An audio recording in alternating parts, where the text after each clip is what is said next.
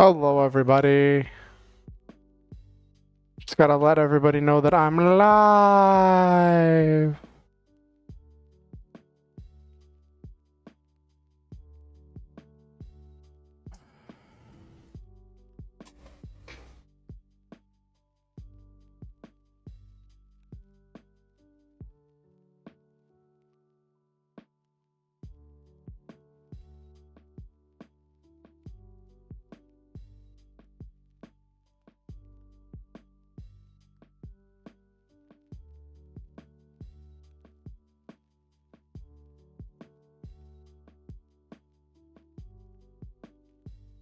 Hello.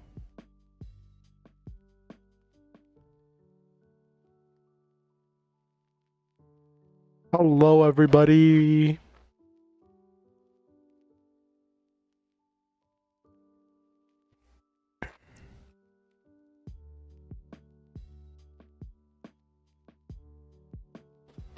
Hey, Jesus. Welcome in, welcome in, welcome in.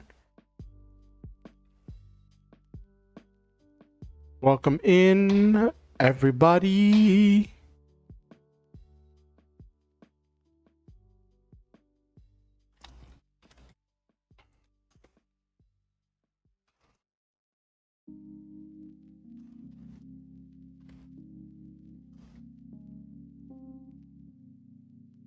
Hey, Noel Main.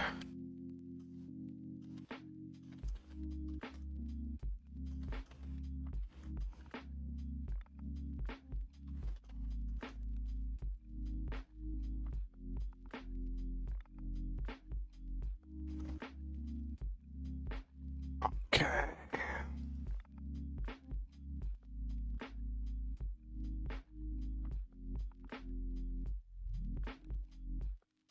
Hello, Nabiru.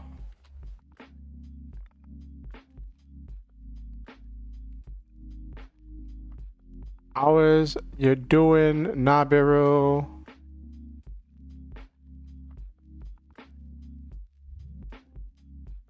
How is you doing, everybody? How was everybody's weekend?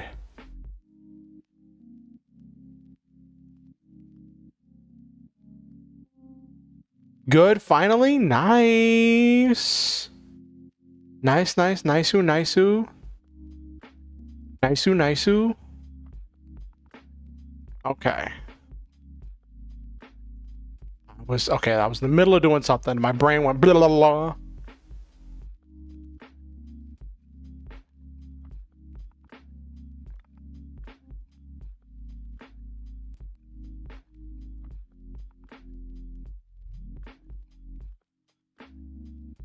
Spent the entire week sick, though I don't leave home much regardless. Pretty good. Celebrated Mother's Day. Had a solo RPG session.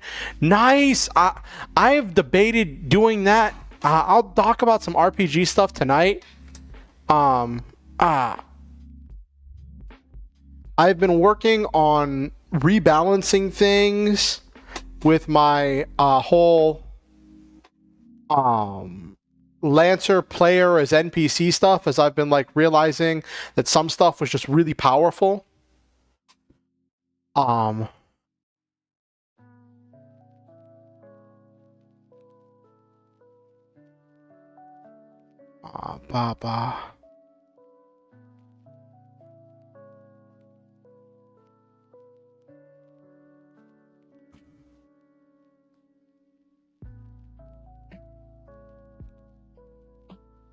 Okay.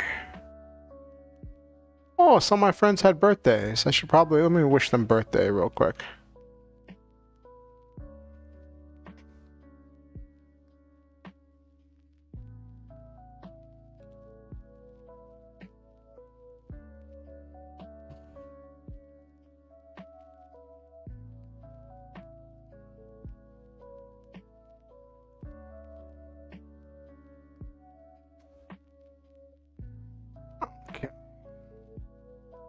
Wished people birthdays.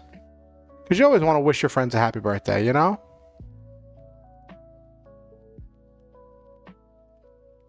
Alright.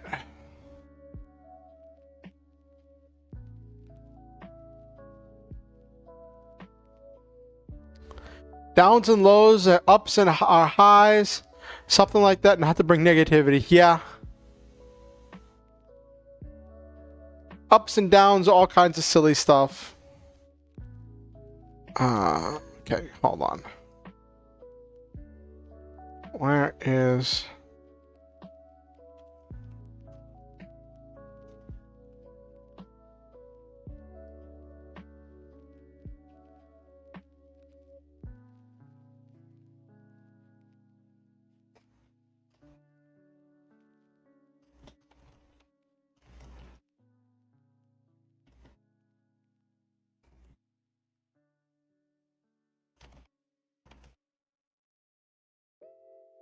Okay.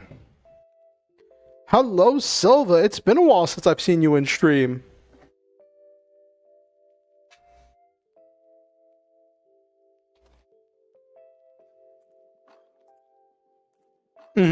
Yep.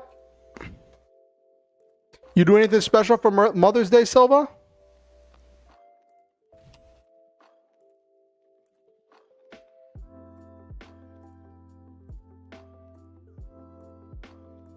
Worked 11 hours. Goodness gravy.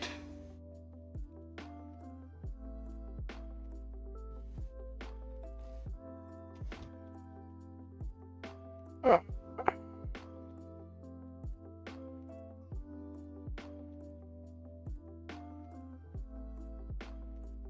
was not the button I wanted.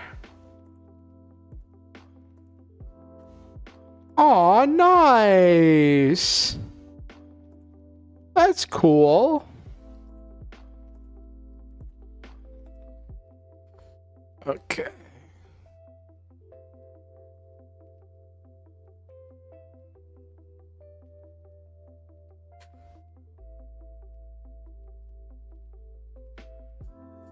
All right. I got to make sure I post all the places because obviously posting is all these other places has been successful. Because like, while I don't get a lot of people chatting, I get a lot of people who show up and like lurk. I have a lot of lurkers who come through and watch the stream. So obviously posting on all of these places that I post that I go live has been working. I just got some RPG sessions in. Nice. I can't wait to tell you all about my Lancer session this Sunday. It was hilarious.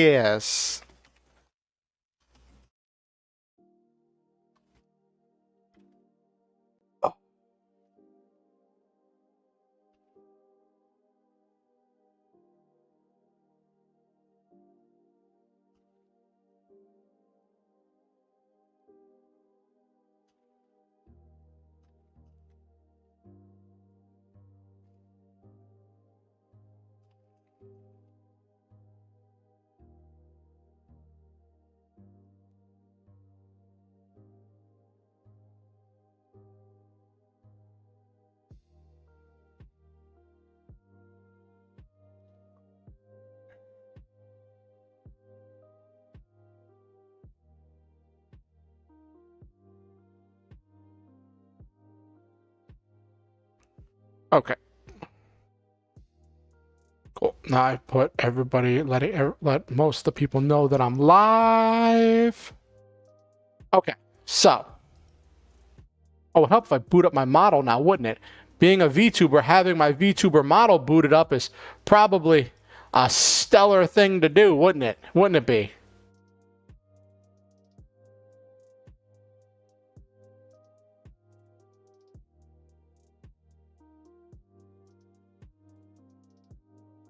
Come on. Boop.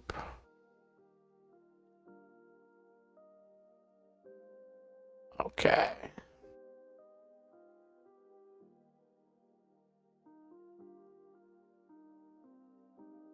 All right. So.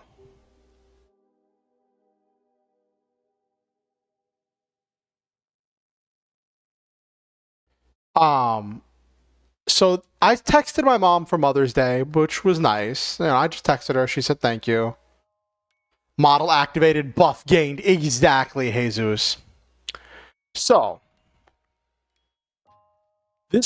Sunday is when I have my main Lancer session, my main Lancer session that I run, right? And when we had a situation where one of the players couldn't make it to the session. One of the players couldn't make it to the session, and we didn't want to move forward. Like, the next thing was going to be a mission, and we didn't want to move forward with stuff without that player present, right? Pretty standard stuff. So one of my players had suggested in the past that if a player is missing, instead of doing nothing, do a random sit rep, a random Lancer battle. Just a random battle. You can fit it in the lore however you want. Say you're using the holodeck or the training sim, or you're doing a training exercise, or what have you. So I was like, sure, let's do that, right? So I've instituted a thing where I've been making these NPC allies for the players. I'm building them two different ways. I'm having some that I'm building like normal NPCs with some custom features and a lot of homebrewy stuff, right? Modified to change the flavor and some stuff pulled from other things, but they're still NPCs, and I'm giving them 4 structure and 4 stress, so they're harder to kill, because I don't want these characters to just get killed off, and I don't want the players to feel like, oh no, I can't take this person in a battle because they're so squishy. So I've built these NPCs, and then other NPCs I built using my NPC player system. And my NPC player system lets me build these custom NPCs as players, like I would build them as players, and it's given me a chance to really experiment with the building process. And as I've been experimenting, I haven't actually used any of them in combat yet, but as I've been experimenting, it's given me an opportunity to really think about these rules, this homebrew stuff that I'm putting together, and I've been refining so many of those ideas over the course of the last week. So many of those ideas have been getting refined and modified.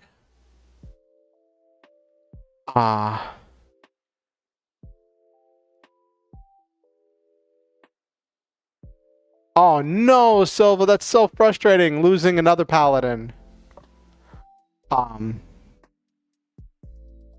But so like, it's been really helpful. But the one thing is, I will, after I update the rules on something, right?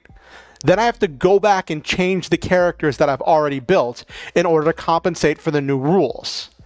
And there's only been a couple things where I had to like really change things around. And the latest rule change, I think, really balances it out.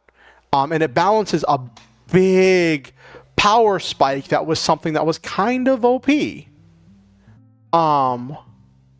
So I introduced that in the NPC player rules for Lancer that I developed, that at levels 3, 6, 9, and 12, you gain a new mech as a new frame that you can use, and you gain access to all of those parts and all of those features, and you get 2 free features whenever you get it.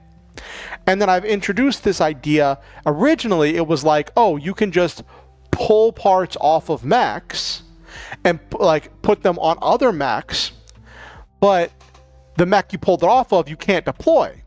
But I was like, that doesn't really have a cost, because if you're just getting a mech for like if you just grab the Hornet mech so you can get the hover thing so you can have a mech hover, like you get so many other things in addition.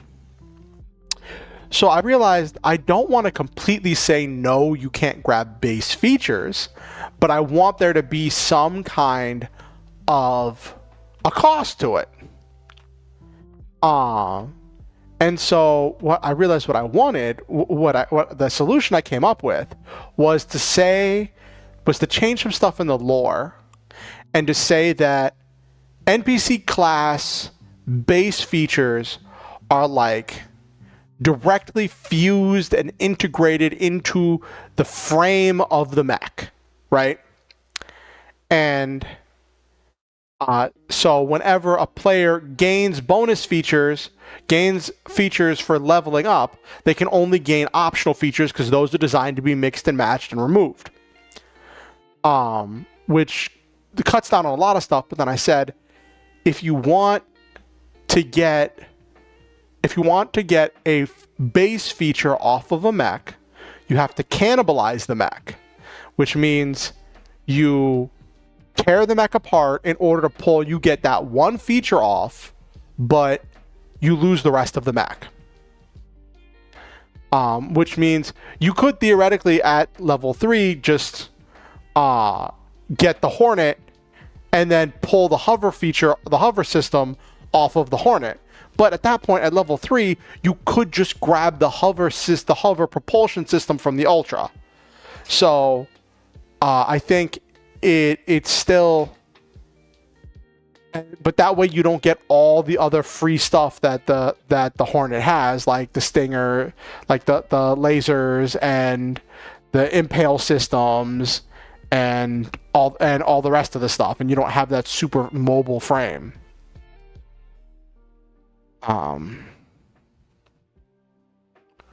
So brush your teeth, brush your teeth, brush your teeth. Yes, definitely brush your teeth.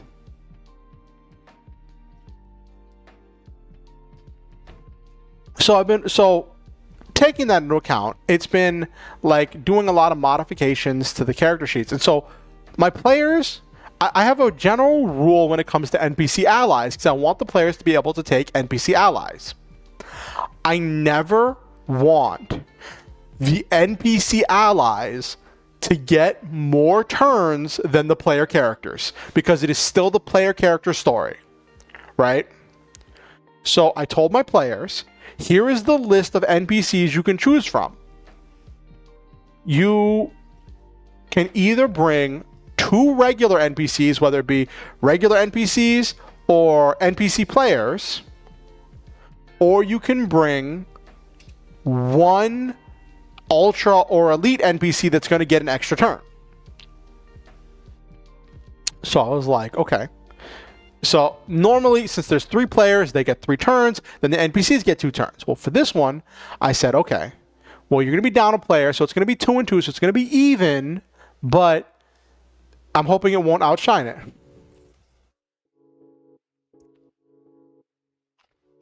You either Beastmaster, Ranger, NPC, it's always my turn, nerds. And, so I'm like, okay, this is fine.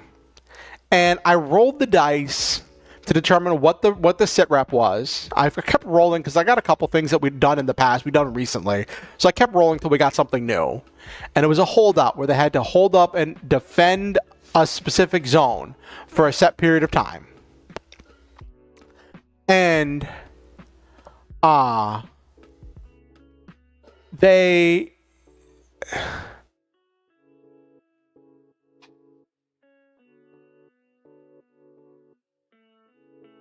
then the enemy, then the NPC. Something like that. So I told them they could bring anyone and from the list. And they chose. So when I rolled, I also rolled to determine who among, because I made a bunch of NPCs from a bunch of different organizations, because I found these tokens that looked really cool, right? I found some tokens that looked really cool that were designed for Lancer, that were based in as if the NPCs were made by different organizations. So I have all these NPCs I've made to go with those tokens, and I made.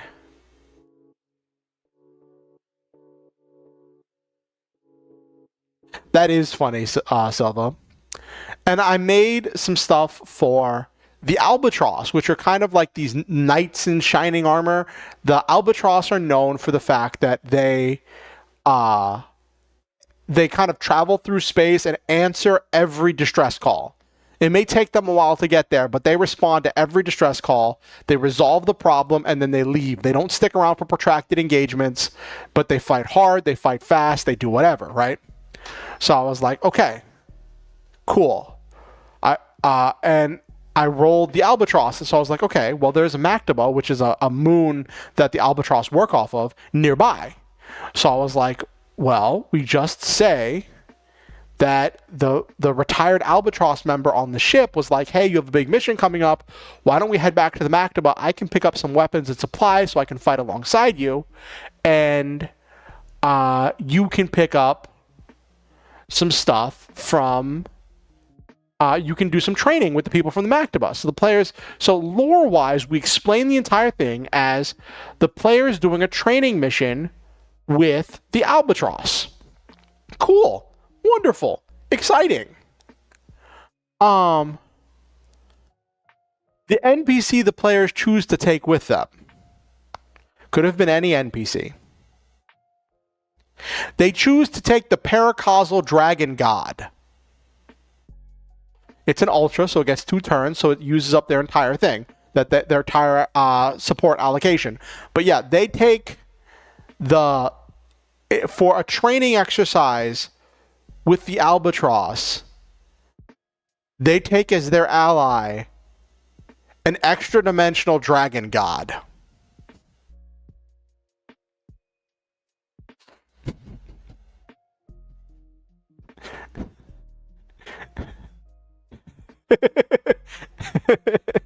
For a training exercise. In their defense. What are you going to say, Jesus? What are you going to say?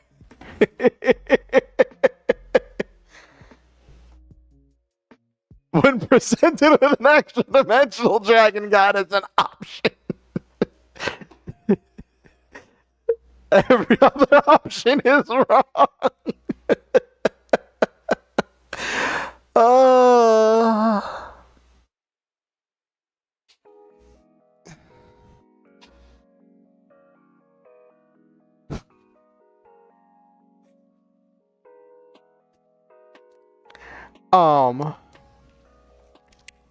So that was the thing. A lioness will use all her strength even when hunting a rabbit. And this extra-dimensional dragon god exists beyond the concept of names. He exists on a higher plane of existence and compresses himself down to a three-dimensional space in order to interact with the party. And he's trying to help the party because they're on a quest to prevent the end of existence. Yes, those trainees will know pain. And because he exists beyond so many of our human understandings, he doesn't actually have a name. And when the players first met him, they're like, "What's your name?" And he's like, "What do you call me?"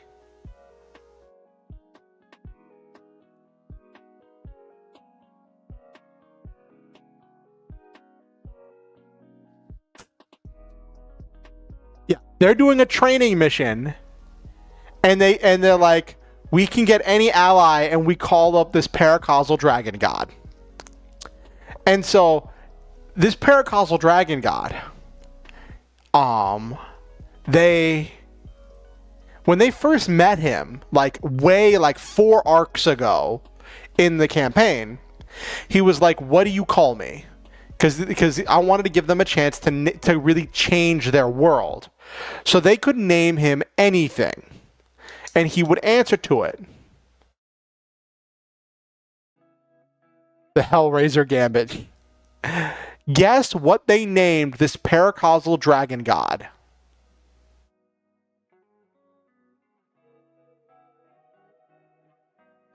When they first met, this is actually really funny. Guess what they chose to name this paracausal dragon god that exists, that is only half in this reality. close. Fluffles is close. No, not Shenron. Peanut butter. They named the dragon god Peanut Butter.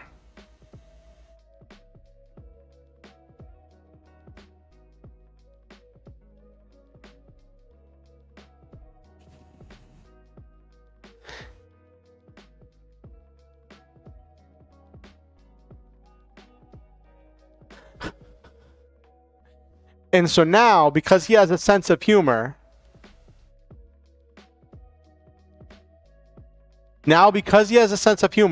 anytime he uses his powers, he floods the area around him with the smell of peanut butter. So now, all these Albatross trainees are going to be traumatized by the smell of peanut butter.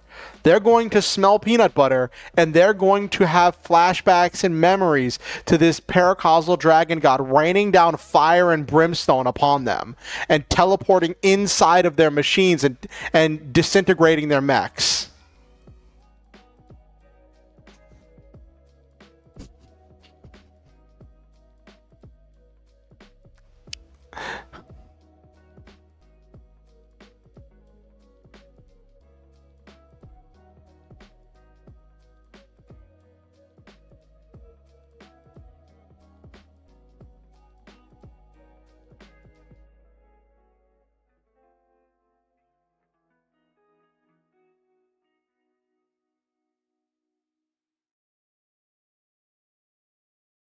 Oh, what's the mech RPG Noel made? So the players did their thing, and they were testing out their builds, and it proved really helpful because they all got ideas about some of the weaknesses and strengths of their builds, and were able to figure out. Oh, a friend of yours passed you a mech RPG too? Cool. Give me 1 second. Oh.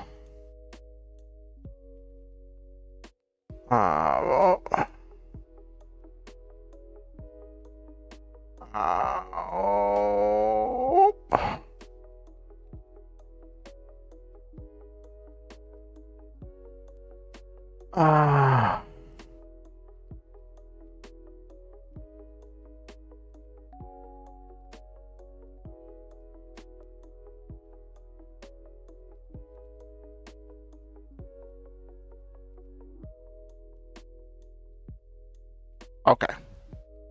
So I want to show you all some of the stuff that I've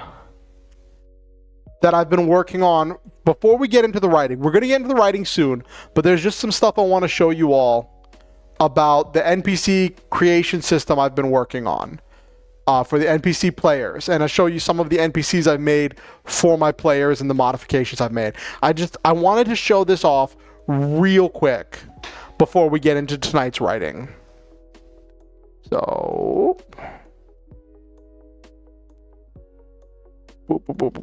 okay. So this is the battlefield they were training on. This square here is the defense zone that they had to defend.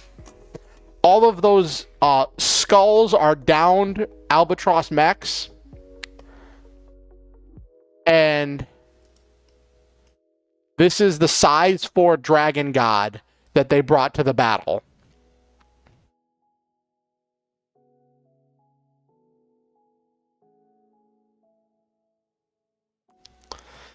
Yeah, it's quite funny. And the dragon god was literally just going around, which reminds me, I need to edit some things. Oh my gosh, I put the chat in the wrong place. Okay, hold on.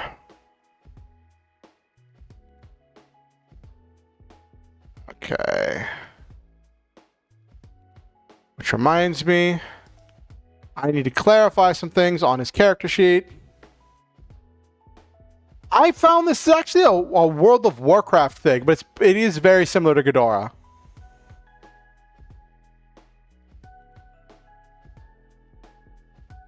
Okay, let me edit one of his features. Okay. Okay.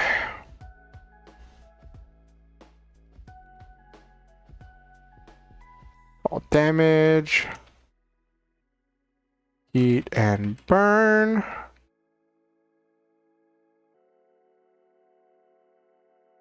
Deal half.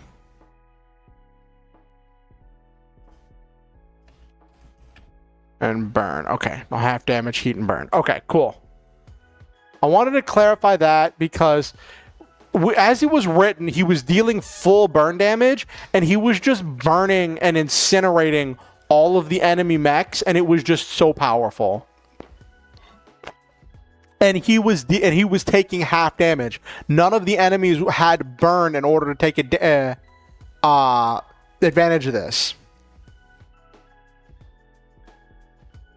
It's his own creation, still working on the name? Cool. The program, this is Foundry.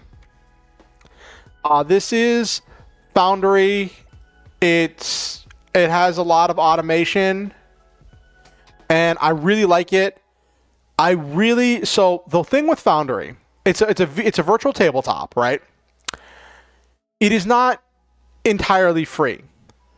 One person needs to pay to have a license to host the server and to have Foundry, and that person can access and modify the server offline, and then they host the server. There are different ways to host the server, right? As long as you can set up port forwarding, you can host the server at home. And all that jazz.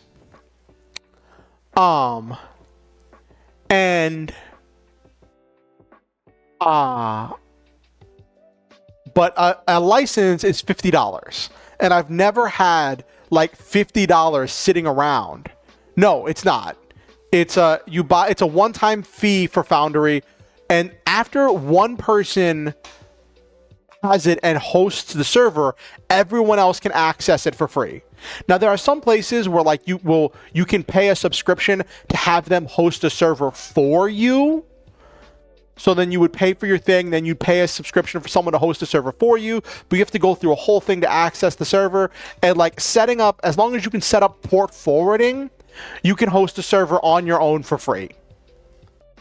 My friend actually has their computer, Okusen, has their computer set up right now, and their computer is hosting the server right now, so I can do this.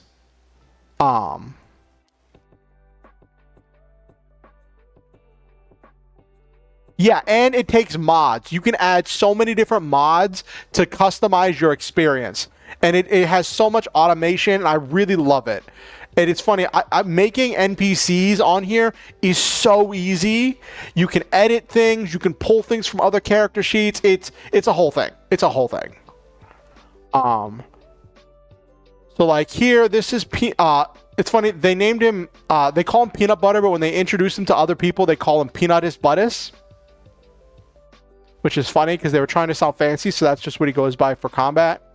Let me grab NPC class. That was not the button I wanted. There we go. I need Rainmaker. There's an ability I wanted to give him that I was missing.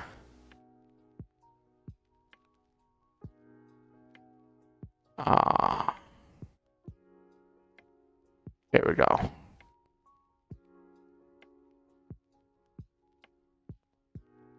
Okay.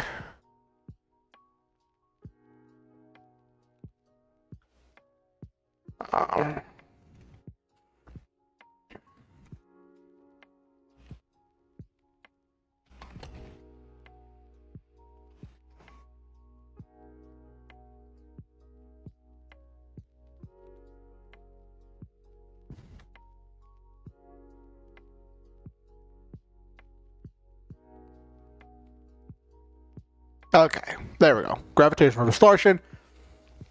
Now he has sources of burn, kinetic, energy, so he can do all the damage types. He's got gravitational distortion. Cool.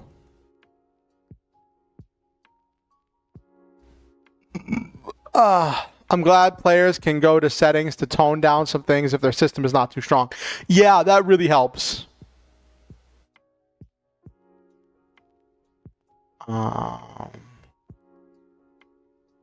Okay, there we go. Actually, let me rearrange this.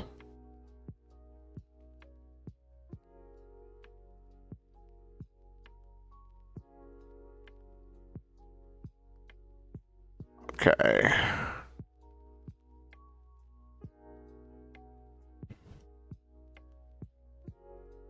Friend used it for Pathfinder. This is my first time seeing it used for something else. Yeah, it is really nice. Don't need hover propulsion right there in front of everything. Don't need real space extrusion either. But I'll get warp. So it's got sight, unstoppable, hellfire projector, claws. And grab gravitational distortion. I like to have things clumped together so I can see them.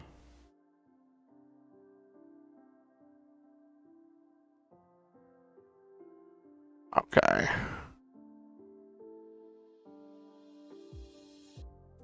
Okay. Cool. All right, there. Now I have all the stuff he's doing. I mean, sight and unstoppable don't need to be there, but that's fine. That's whatever. Got all of his special things.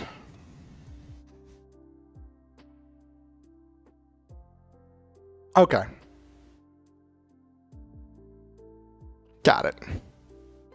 So that's Peanutus Buttus. So, yeah. Peanutus Buttus.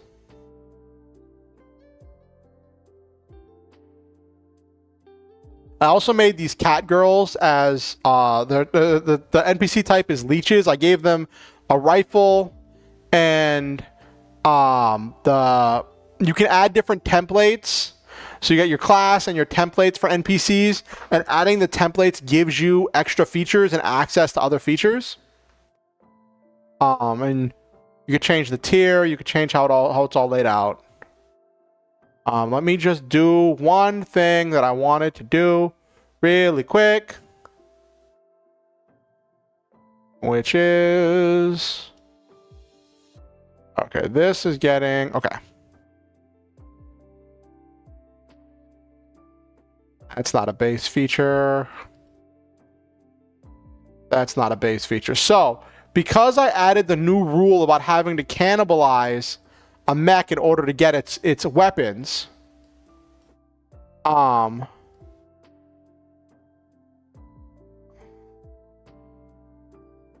taking off the optional features because this mech is being cannibalized for its drum shotgun. So the Goliath gets broken down. And the Archer is getting broken down for its superior sentinel. So that means these three, covering fire, got your back, and impending threat, get moved because they're optional things, so you want to pull them off before you cannibalize the rest of the mech.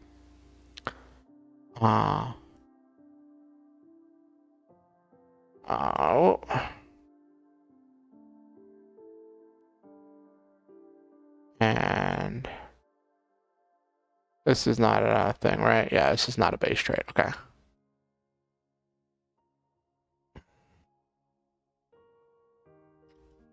Okay. Covering fire. Okay, cool. So then the Archer. But also cleans things up because then you just don't have all of that stuff. So then each pilot has like 2 mechs. The one they're using and then one spare one that they can use in case something goes wrong, which I think that's fine. Like at the late game, you're not having a bunch of mechs, and I introduced in the rules for if the GM allows it, you can do some narrative stuff to gain access to new mechs. But just going as is. Like, I'm really liking this system. I'm liking how balanced it is. I'm liking how I've been able to, like, deal with different problems. And I can make all kinds of NPCs. Like, so Sephiroth is like a generic NPC. She's gonna get trained on the witch, but she's not super techie in a lot of ways. Ricochet is a super soldier that's trained for CQB combat and uses shotguns. And her whole thing is attacking as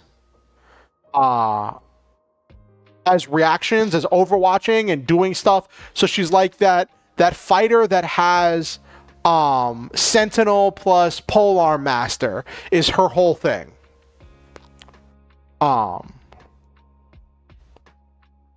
So that's her whole thing. And then Jonah is a support mech that is all about using inflicting burn on his enemies. Inflicting burn and inflicting negative effects and giving his allies bonus effects.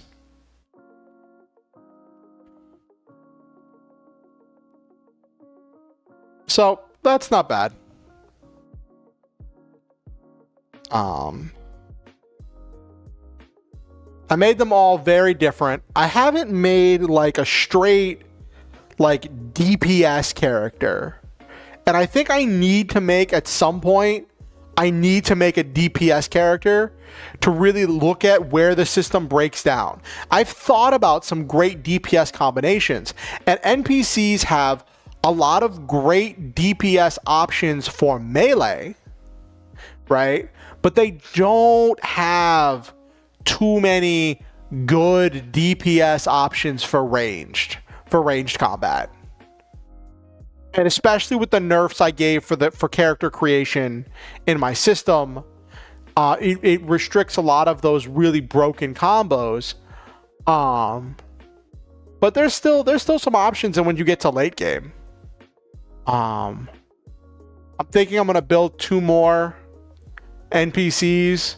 One that's just gonna be a straight melee combatant that's just gonna be all about melee DPS and a ranged DPS. But I don't want. I'm hesitant to make DPS NPCs because on the one hand, making a DPS NPC fits in with just having this generic experimentation of like, this is what this looks like, right? And I get to see different combinations and different things that could be problematic that need to get worked on. But I don't want to have a DPS NPC because I don't want the NPCs to steal the show and to be the ones DPSing for the players. I don't want the players to slide into we're supporting the NPCs as they do damage. So, that's one thing I'm trying to be really cautious of. Like, if I make DPSs, I probably only make them up to tier 2, like level 6. Up to tier 2, just to keep things like relatively balanced and smooth. And yeah, I think that's what I would do, is just keep a lower level DPS for the players to like interact with.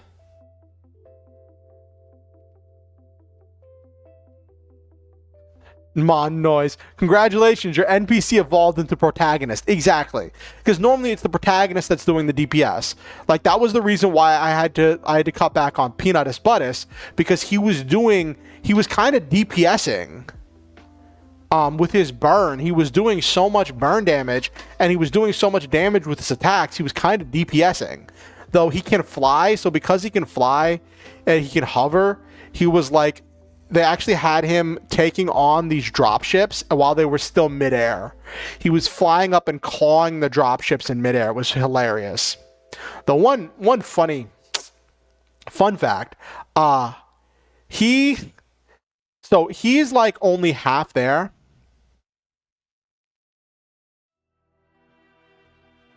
You ironically do ask the GMs for DPS NPCs sometimes. Well, right now with the players, we have this player who's doing a tank build. Like, she's super tanky. She builds all this armor, and she's like super supportive because her whole character arc has been about protecting her friends, right? And she gives her friends overshield, which is kind of like temporary HP, and she takes damage for her friends. And she just keeps taking damage for her friends. And so she's like this supportive character, right? And then this one was testing out a build where they were flying around and doing like some like evasion, and they had a lot of options. They were doing some like crowd control, so they didn't really have a DPS. Except when this one went off, they were doing some pretty good DPS. But it wasn't a DPS mission. It was to keep the enemy out of the box. Which you see, only 2 enemies made it into the box, and they had a bad time when they did. So anyway, I just wanted to show you all that. How I make the NPCs. I guess I'll show this real quick. So you pilot a mech and have multiple weapons and creatures, kind of like drones. A cool mechanic I like is the armor system. Oh, that sounds fun, Noel, man.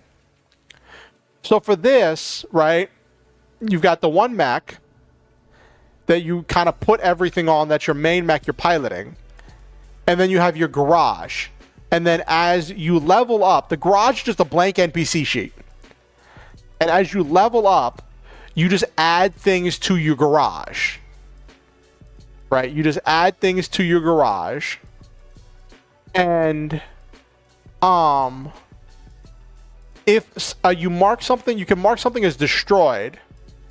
And if you have a feature that's currently equipped on a mech, then you have the version of it in your garage marked as destroyed to represent that part is on a mech, because this system, my homebrew for Lancer introduces scarcity, which is kind of a thing you want to be careful with Lancer, because part of the thing with Lancer is the lack of scarcity. That's kind of one of the core concepts, and that's what I mean whenever like I say my homebrew kind of like breaks the rules of Lancer.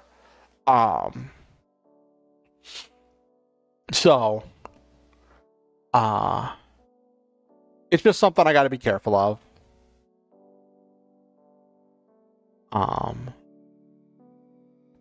But it introduces scarcity to balance out how powerful the effects get in late game.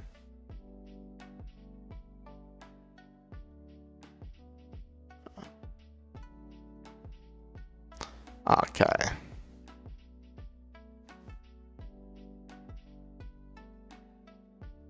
Anyway, now that I've fixed these, it's not as ridiculous.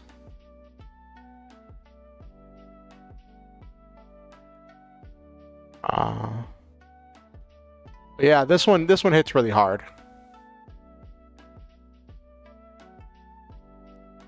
I thought they were going to take this one because Ricochet, this one right here, is the sister, is this character's sister, right?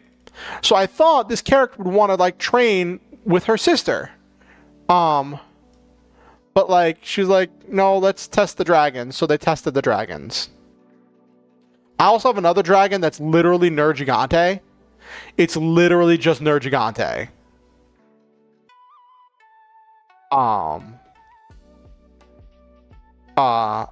With the powerful claws. and it just flies through. It's a spacefaring Nerd Gigante that flies through space and cuts up enemies. It's funny. It's hilarious. Anyway, enough Lancer. Let's get to the actual writing. I know I normally spend some time like chilling out, and I wanted to spend some of that time showing you all what I'd been working on. Like structure, you gotta break the shields first, then deal damage directly to HP. Oh, nice. Reminds me a little bit of the armor and internal structure system of BattleTech, what you're describing. In BattleTech, at least, I don't know if they still do it, but I know in the old ones, it was each part had, each limb or part of the mech had armor plating, and when you took damage, it would hit in a certain area, and if it landed on an area that had no armor plating because the armor had been destroyed, then it would do damage to your internal structure. And there's a limit. You can change up the amount of armor, but you can't change up the amount of internal structure. And whenever you took damage to your internal structure, if your internal structure went to 0, that part of your mech was destroyed in BattleTech. And whenever you took internal structure, there was a chance that whatever systems were stored in that mech would be destroyed.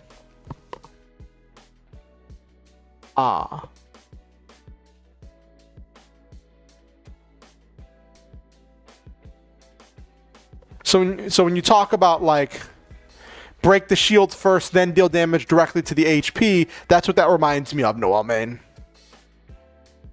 It's funny, my friends in the Lancer game that I get to be a player in, like our Lancer game's coming close to an end, and they're talking about what they want to play next. And I'm like, and they're talking about wanting to do a few other systems, and I'm like, I'm not sure if I want to jump into another game. And I probably need to tell them and be like, hey, I'm probably going to step out because I might use my Tuesday nights to start doing a test game to test my NPC rules if I can find players. So that's a thing. That's funny. Anyway, I just wanted to show you all this. And oh yeah, this one's funny. This is George. So one thing that happened in one of the most recent adventures of the party is I introduced Zoids. I introduced Zoids to the world, right? And to this Lancer world. And they were at a Zoids base. They're at a Gylos Empire base. And one of the main conflicts that I introduced was this idea that wild Zoids had gone extinct, and the base was trying to figure out how to grow new wild Zoids. And the players were helping out with an experiment, and one of the players introduced something to one of the experimental vats that caused it to awaken as a sentient Zoid. So it has paracausal abilities, and that is George. George is a giant, and I told the person who did it, I'm like, this can be whatever shape you want it to be. It's a large mechanical thing. And he's like, let's go with a gorilla. And I'm like, okay, what do you want to name it? He's going to ask you, what is it? He's going to say, Father, what is my name? And the person's like, and he's like, George. And I'm like, okay, all right, you've got a gorilla, you've got a sentient living machine gorilla that is named George, and then they discovered it had temporal powers. It can unmake things with its temporal abilities, and its whole thing's about punching and grappling onto things. Yeah, that's why they named him George. That's why he named him George. It's because Curious George.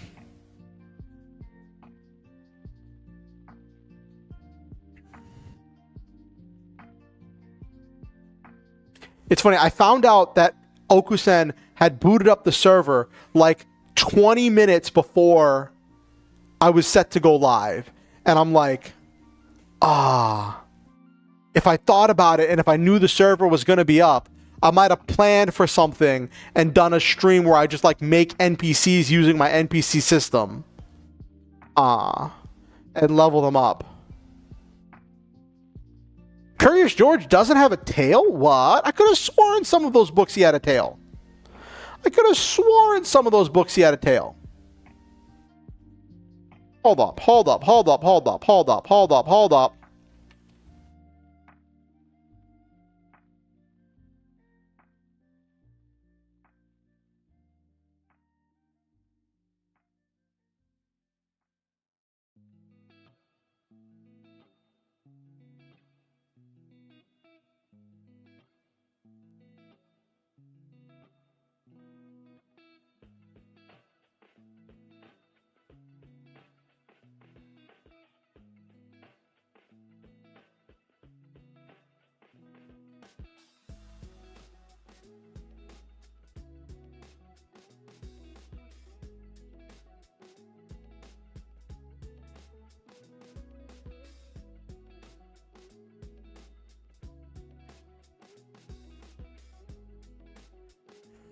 What?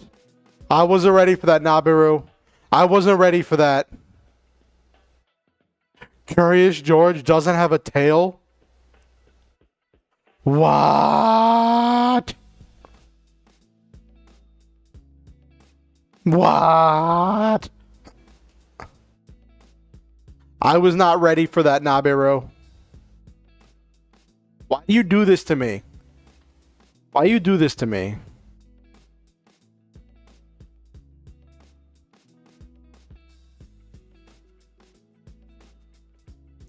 Oh, also, one funny thing.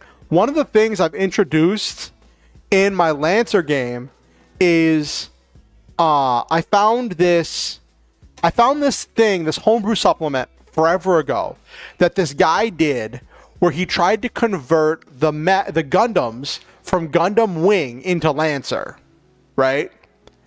And he put this all together, and it's like, his name is like Pirate Gonzalez, like Tim Gonzalez or something. I should remember because I studied his work. And he said he learned about Lancer, and the first thing he thought when he learned about Lancer was, you could totally make Gundams with this. And he made the Gundam Wing Gundams in Lancer. But the thing is, I don't know if it was in playtest at the time or what was going on, but a lot of the terms he used sound a lot like he was making something for D&D 5e. And he released it on this website as individual pictures of individual PDFs. Each page was an individual PDF. So in order to work on it, I had to like download all the pictures and use a PDF combiner to combine it into one combined PDF. And then I had to do some balance changes in order to introduce it to my game. And oh gosh, don't play with my head like that, Nabiru. So I had to do a lot of like modifications in order to make stuff fit. And I've been using that in my games, and my players haven't really interacted with it too much. And I'm hoping to like expand on it and do some more testing with it. But last night I was talking to Okusen, and we got talking about stuff, and I actually added something to it. I made it what's called an LCP, which is a file for CompCon or Foundry to use. And I actually added to the LCP for the first time in a while. Like, added something new that's not a translation of, that's not just a translation of Pirate Tim Gonzalez work. I made Gundam Epion because it just had the 5 main Gundams, but the Wing Gundam was built to be Wing Zero. So I was like, let's make Gundam Epion. And I did. And then I'm always worried I'm going to make something OP.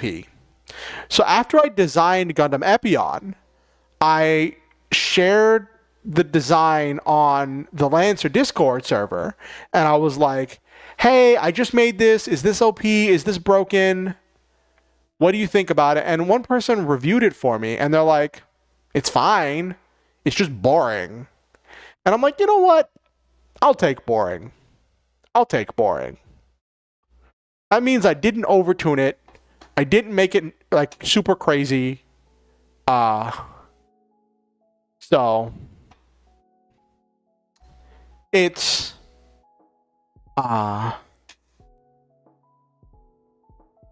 but I made Epion, which was kind of cool.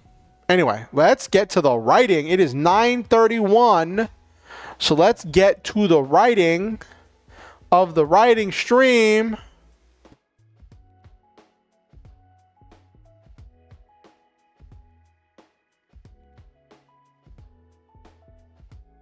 It's funny. I've had another daydream that I've been playing with recently that I think I might at some point turn into a story, but I haven't fleshed out enough. All right.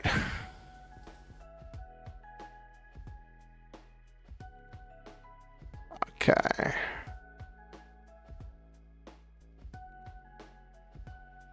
Okay.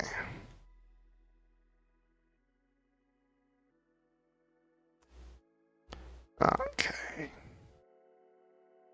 I will mess with the server some more and I'll probably make a melee and a sniper NPC later after stream. Just to tinker with some stuff.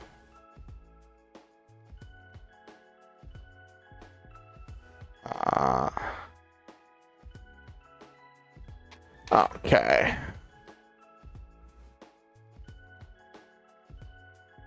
All right.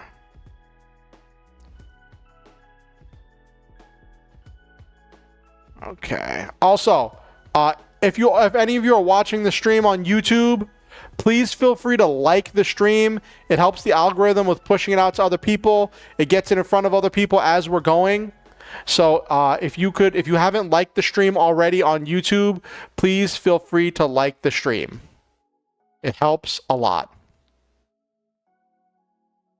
Okay.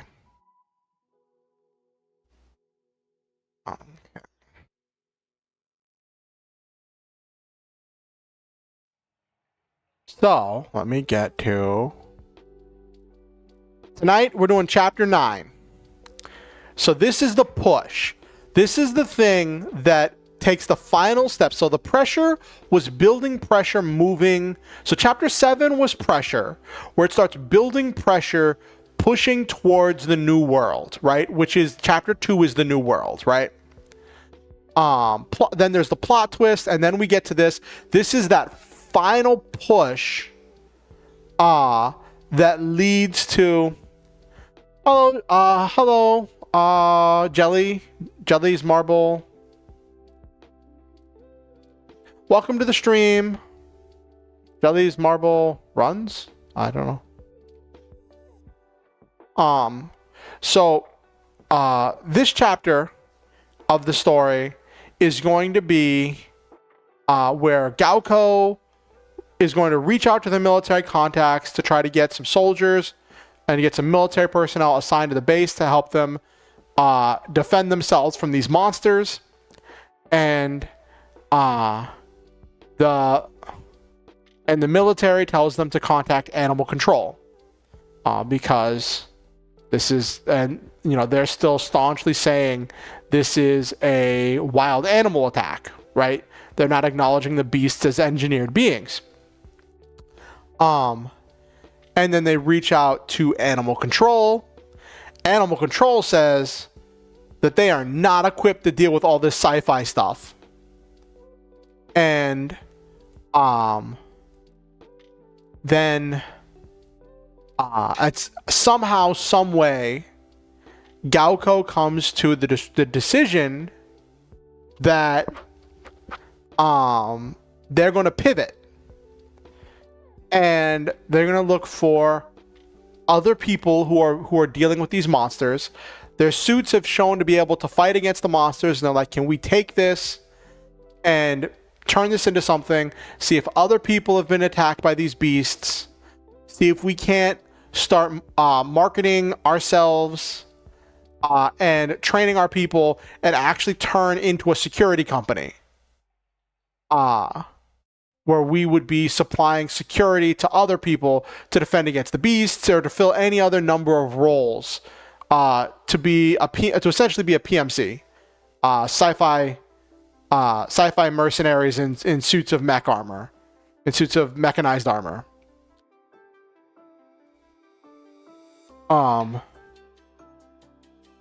So that is what needs to happen in this chapter, and then that sets up for, because the old world in this story is the world where Galco is a civilian company that is just designing this armor with the intention of selling it, right?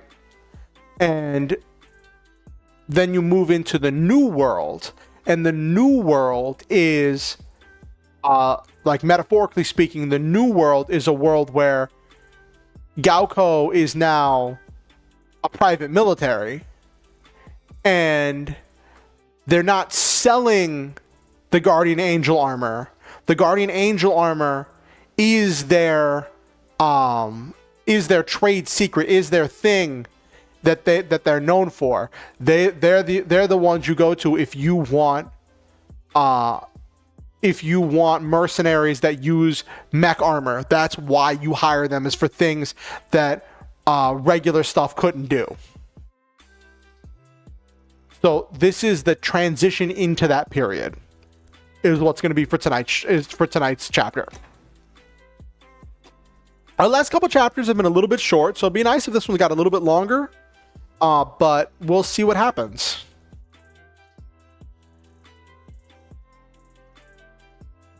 Okay. Looks like we got an ad about to start on Twitch. All right.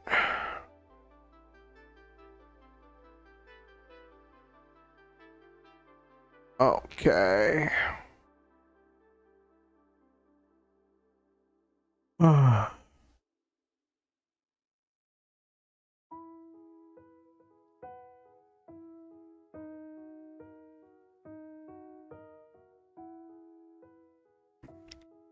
And then the last chapter ended with this question.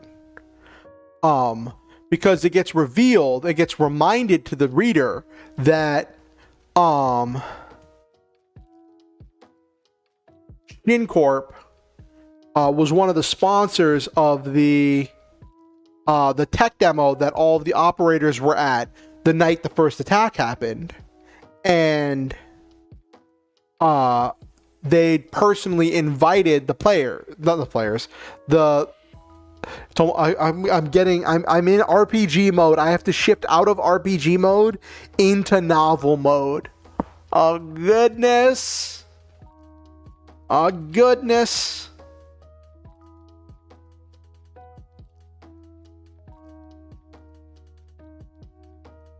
Okay.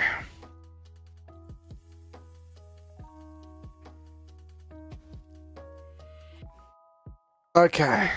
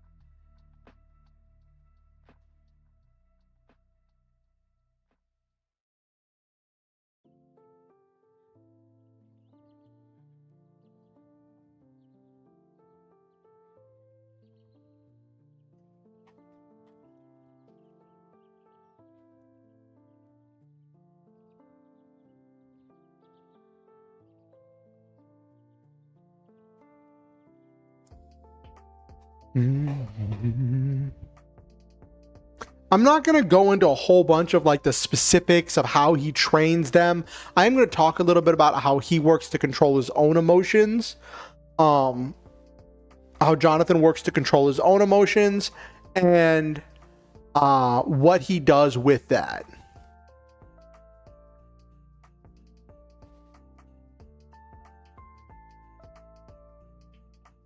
Let me check something real quick.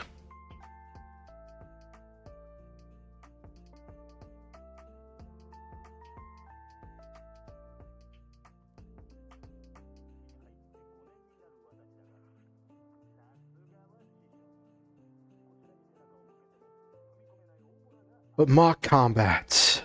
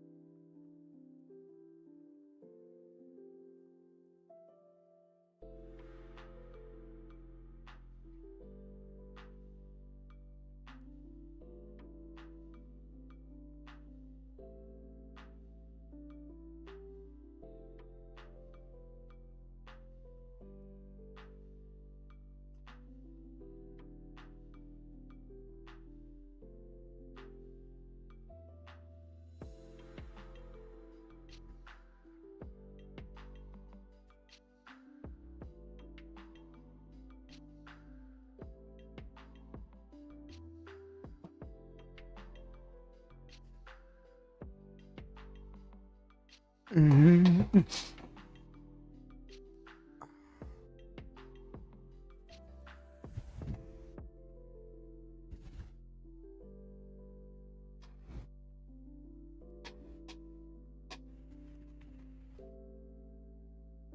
Okay.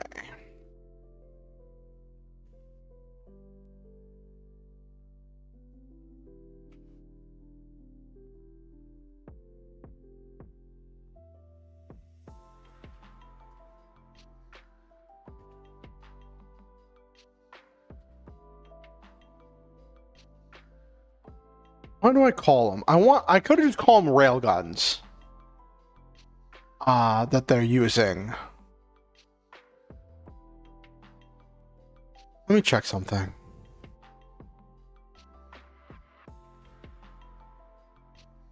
What is the Gauss rifle real?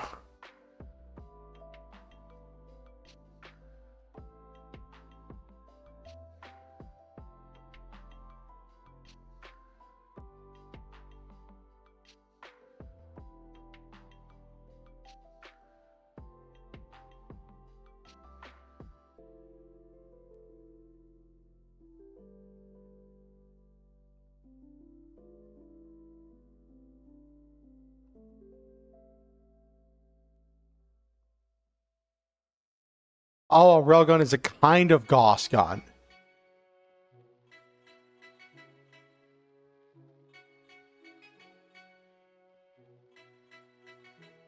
Okay, so a railgun is a kind of Gauss gun. Okay.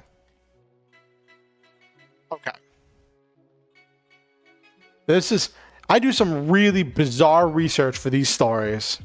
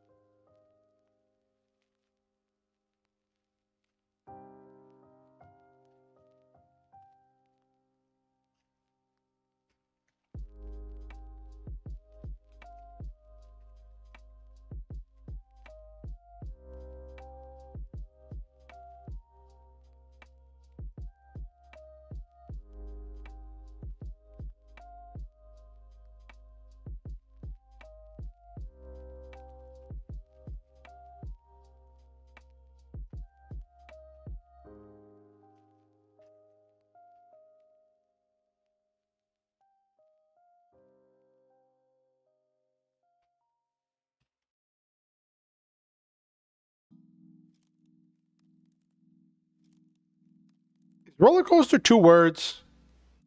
I could have swore roller coaster was 1 word. Hold up.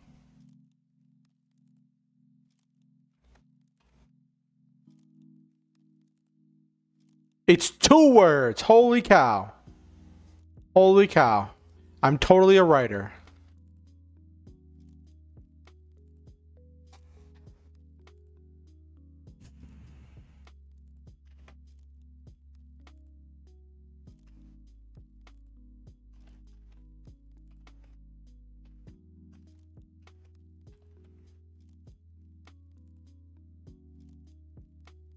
Yeah, but they have like the coaster is capitalized for whatever reason. I just looked it up. In Roller Coaster Tycoon, roller is R is capitalized and the C of coaster is capitalized. So it's like it's 2 words, but they jumbled them together.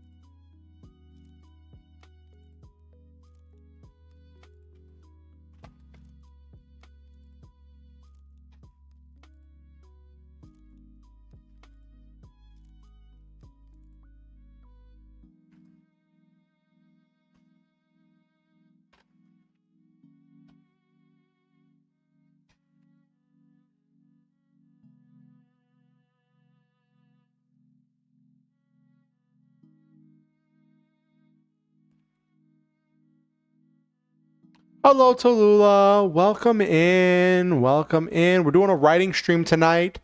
Right now, I'm writing chapter 9 of my story. This is the end of Act 1. This is the chapter that is going to lead into the new world. We are moving from the old world into the new world as we move towards Act 2 of the story.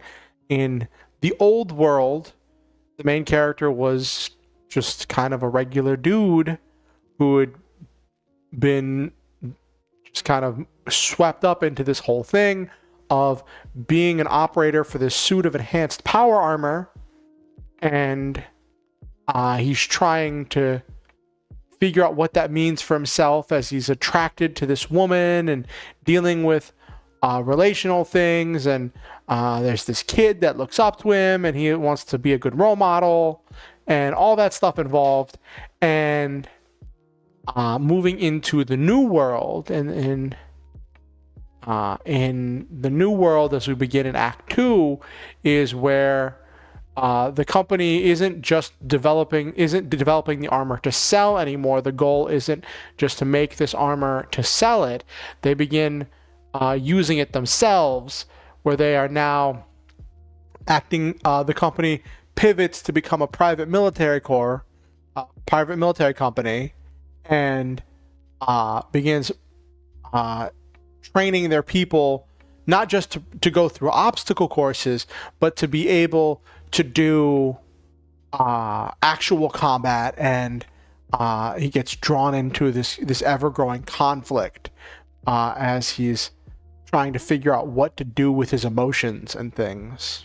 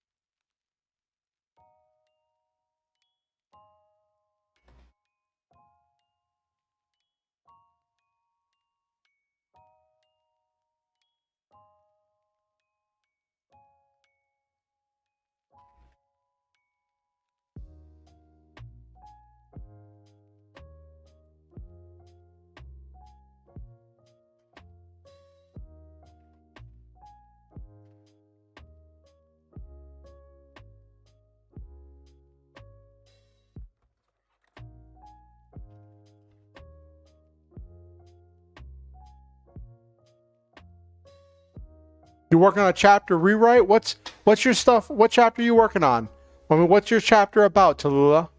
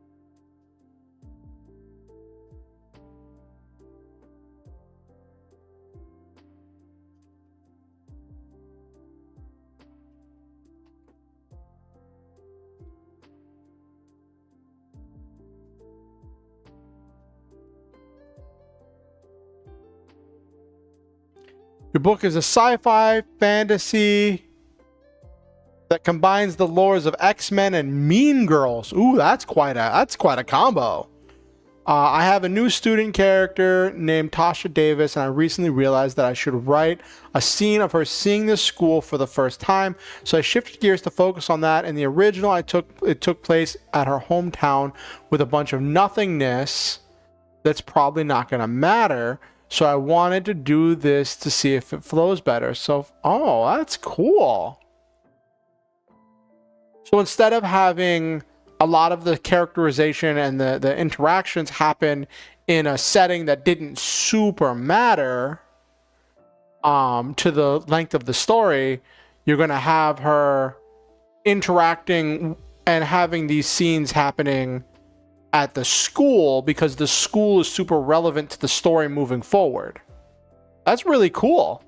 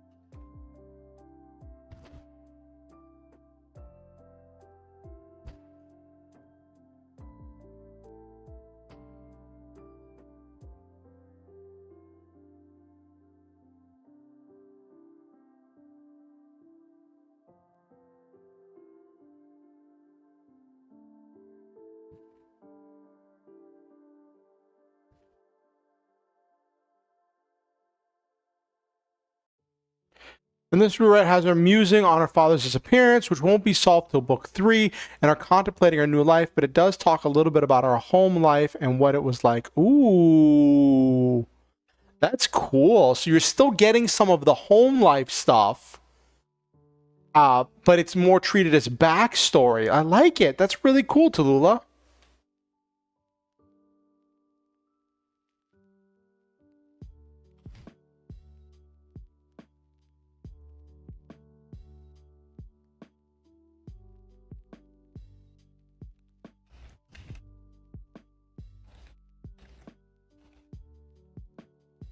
Hey, it's fine, LeMay. I started late myself. You missed in the beginning, LeMay, that I was talking about a lot of Lancer stuff. So but I wasn't doing a whole lot of writing stuff in the beginning. It just means that I won't be able to depend on my strength of dialogue, so it's forcing me to work more on things surrounding dialogue. Ooh.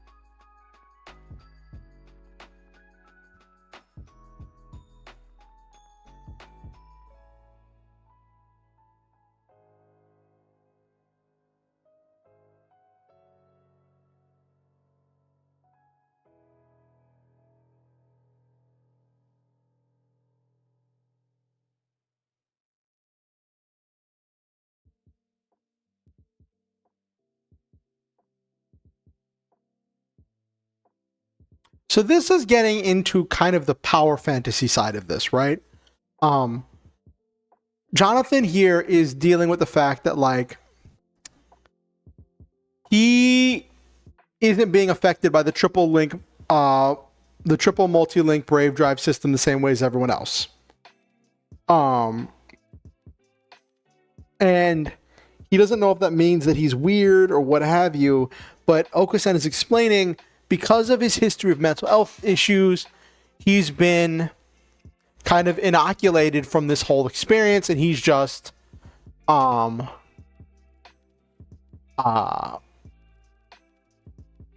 he's better able to stay in control of his emotions. He's just super cool, that's why.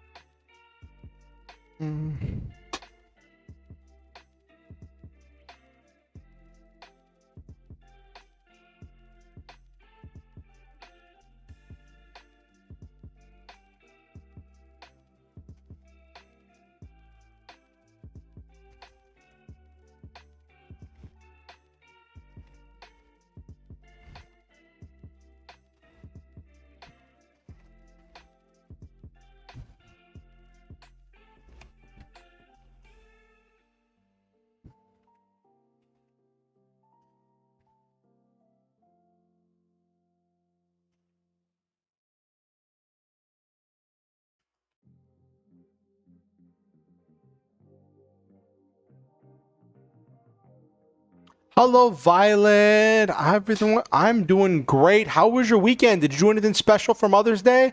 I don't know if you said hi to your mom or if you're a mom yourself or if you saw your friend's mom or if you've got a friend who's like a mom to you. I think Mother's Day can be flexible. But I hope you had a great weekend, Violet.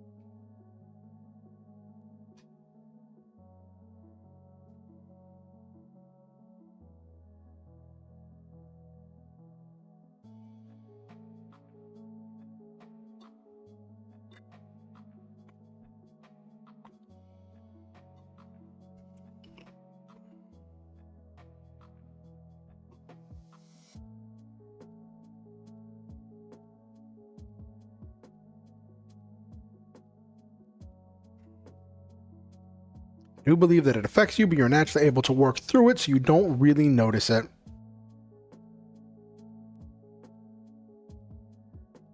Very good. It was a good weekend. I spent the day with my mom, ended up taking charge for her gifts this year because I had the idea to get her a bouquet of silk flowers. Ooh, nice. She's allergies, so we don't usually do flowers. Aww. So you got her silk flowers because she can't normally do flowers. That's so nice. Awesome.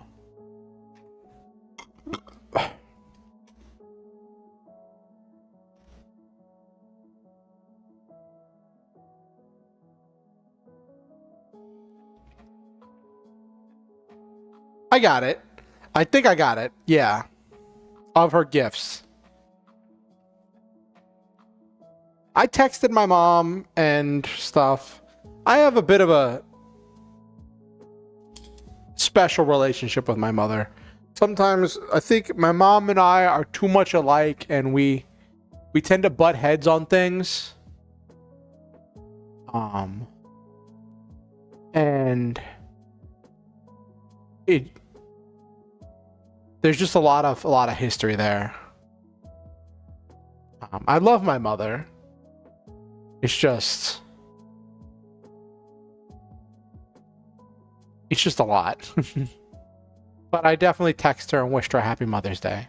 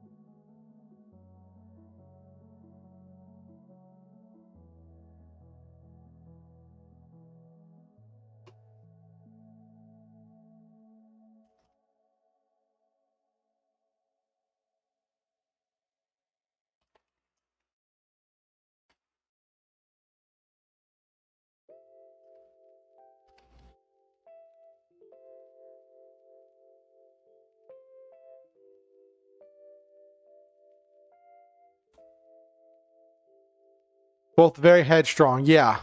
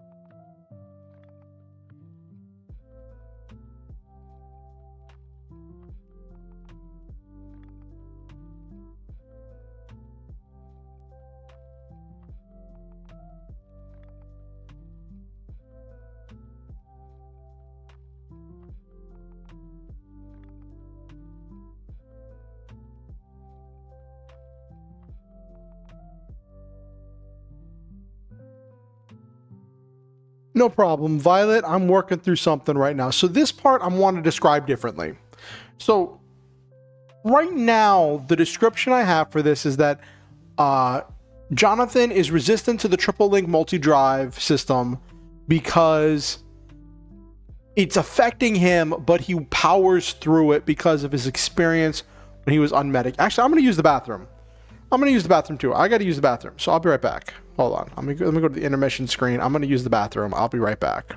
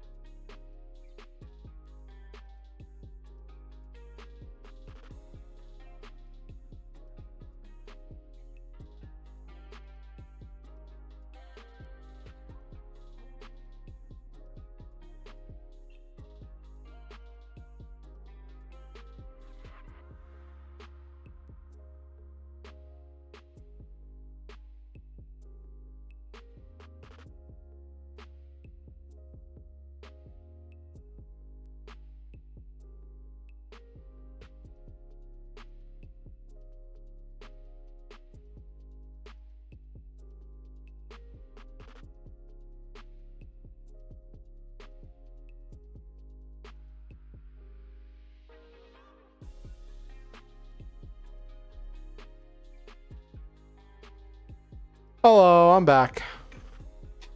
I'm back.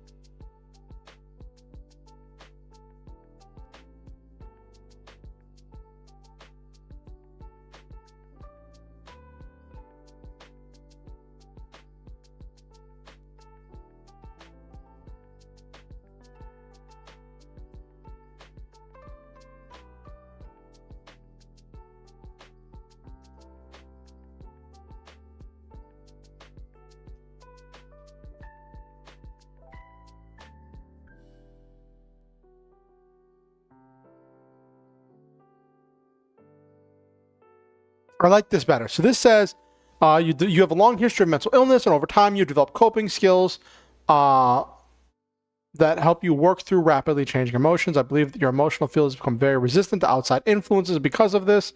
It is still affecting you, and there are limits to your resistance, but you work through it so naturally that you may not realize it in the moment.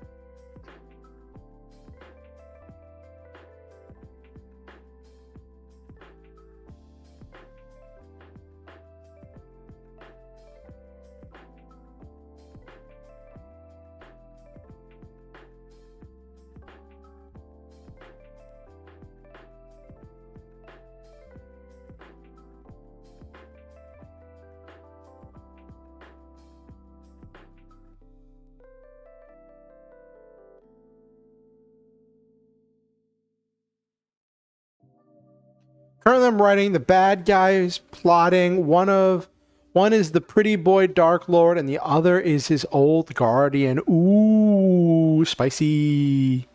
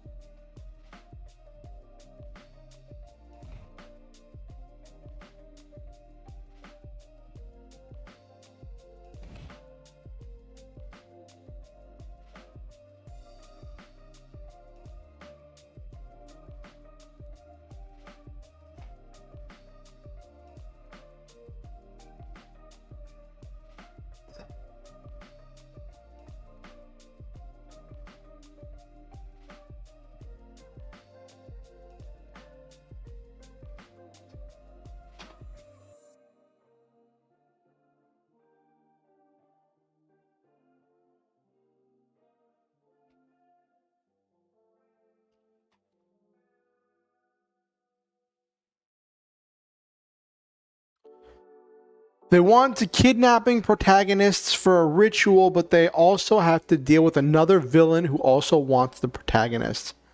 Ah, ooh. So you got villains like getting in each other's way. Nice.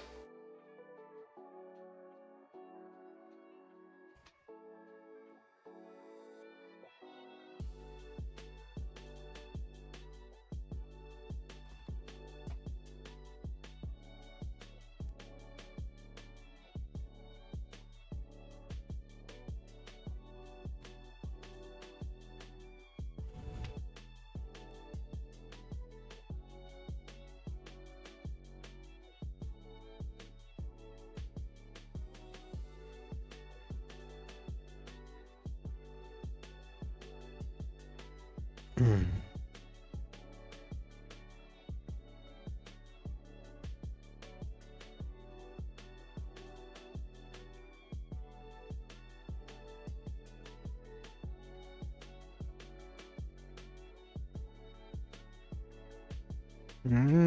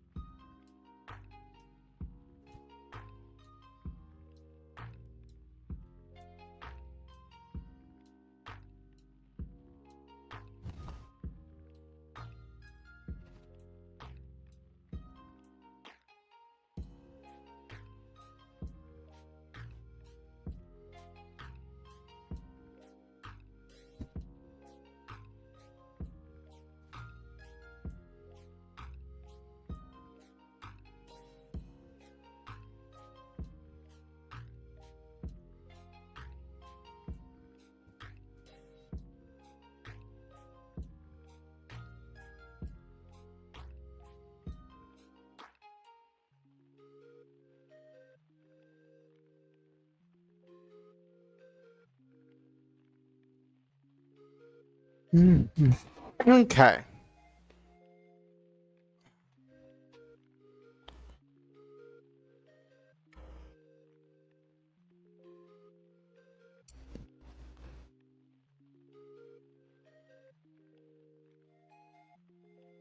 Welcome back, Violet.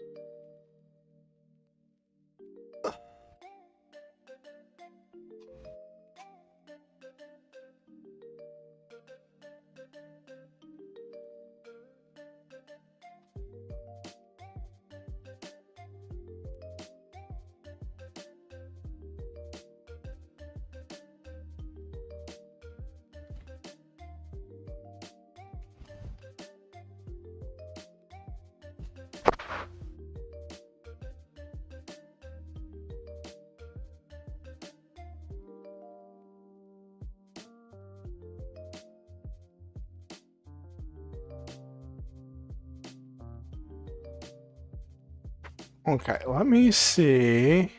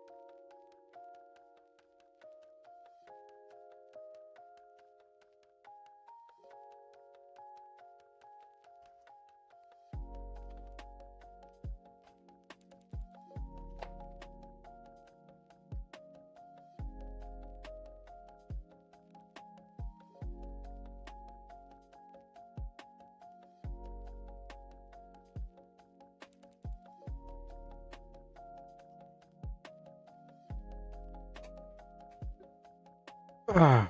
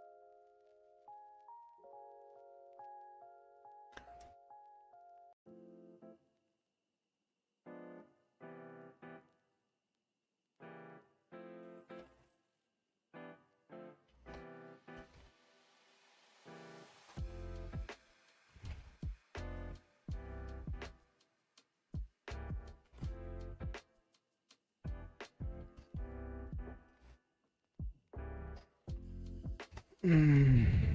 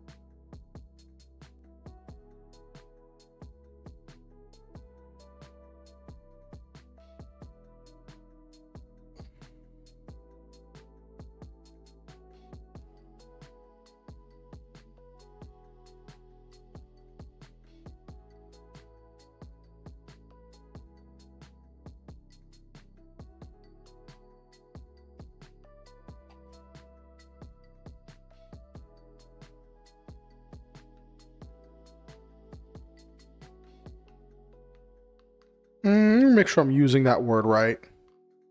Indignantly.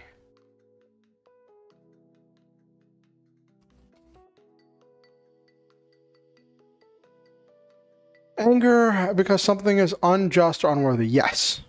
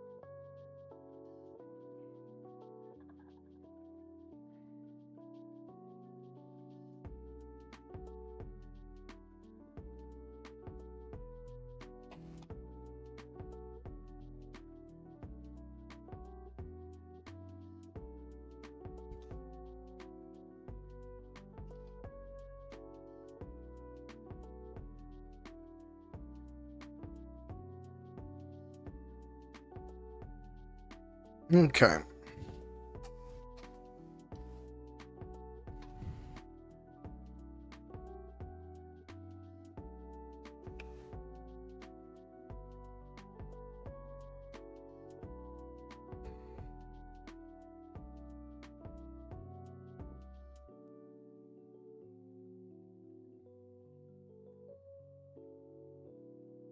Okay.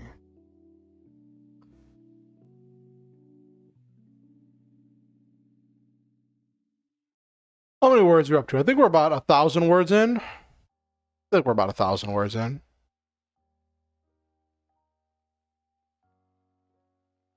We are, yeah, 1,100 words in. Okay. So we're good about third way through this. Okay.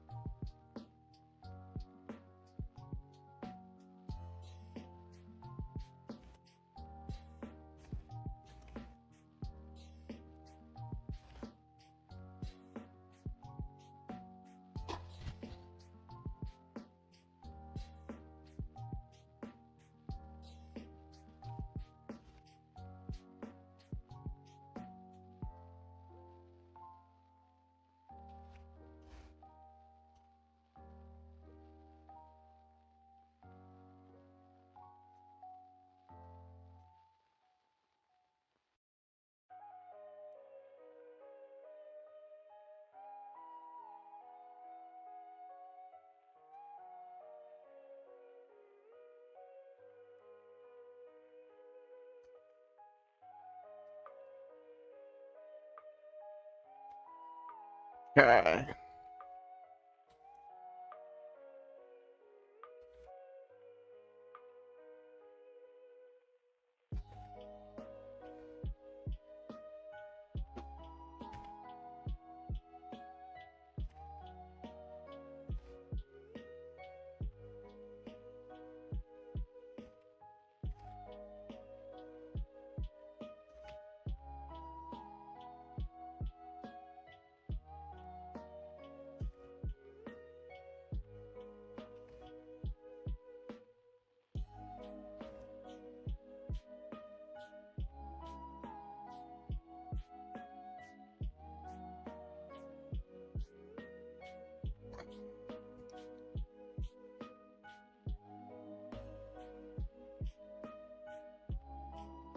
Yeah.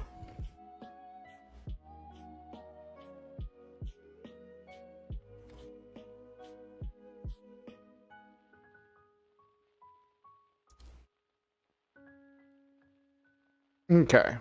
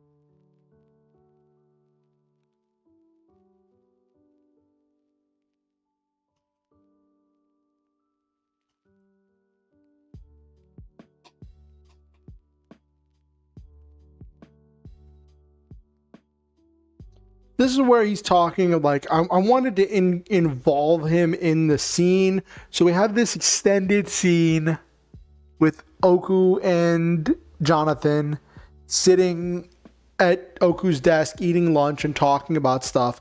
And we covered a lot of things in this conversation. Talked about what they're doing with the training, and then moved from that to talking about the multi-link Brave drive system.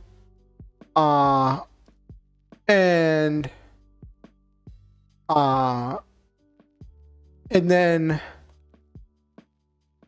moving from that to talk about what's happening next. We're covering all these ideas in this one long extended scene. And then I want to have for the next scene is Jonathan meeting the animal control people and showing the animal control people around and telling his story to them, and then having that be an extended scene with him and Lisa, And then when animal control eventually rejects helping them and just says we're not equipped for this sci-fi stuff, end the chapter. I want to end the chapter with a scene in which Steve Works announces to the company that they are pivoting once again, and that they are moving into the private military business. They're moving to be a private military company. Because if they are going to have to defend themselves, then they are going to make money defending other people too. That's about where I want it to go.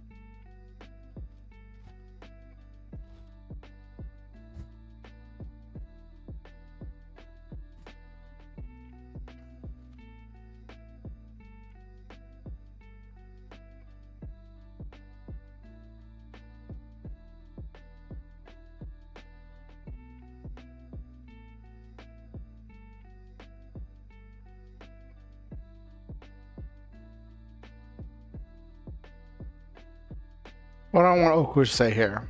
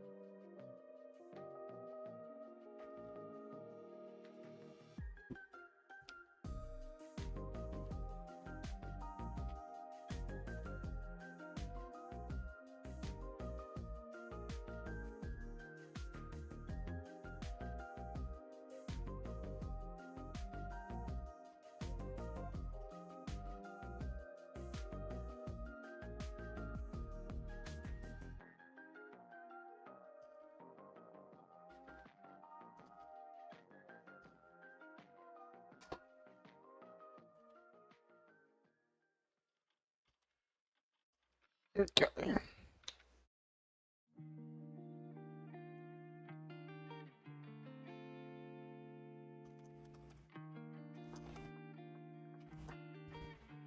Need to give the animal control people names.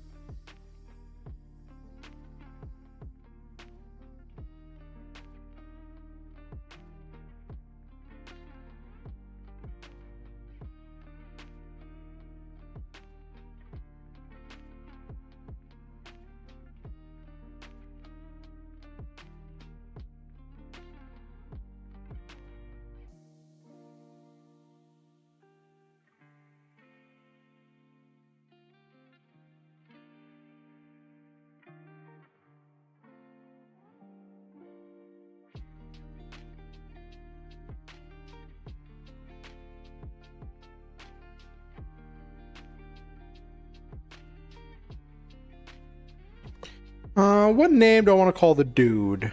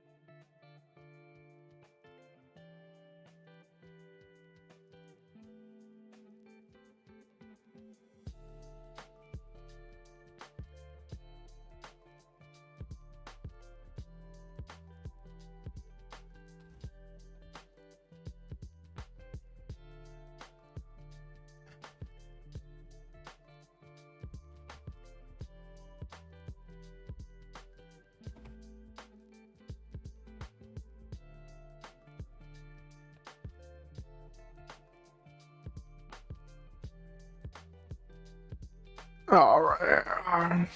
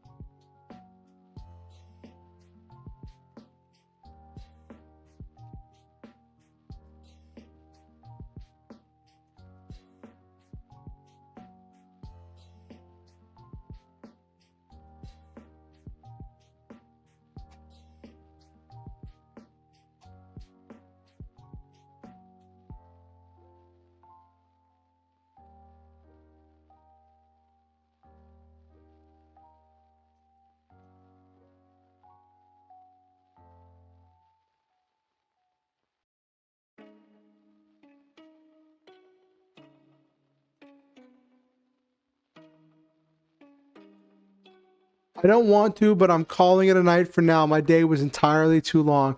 Hey, Tallulah, I hope you get some good rest. Thank you for coming. I want you to know, Tallulah, that I think that you are a wonderful and valuable individual, and that you are worthy of love, deserving of happiness and good things. You are valid and important, and that you make this world a better place.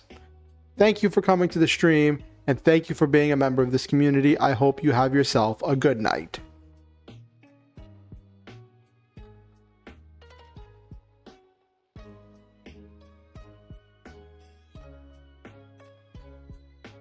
All right, no problem. Always glad to have the lurks.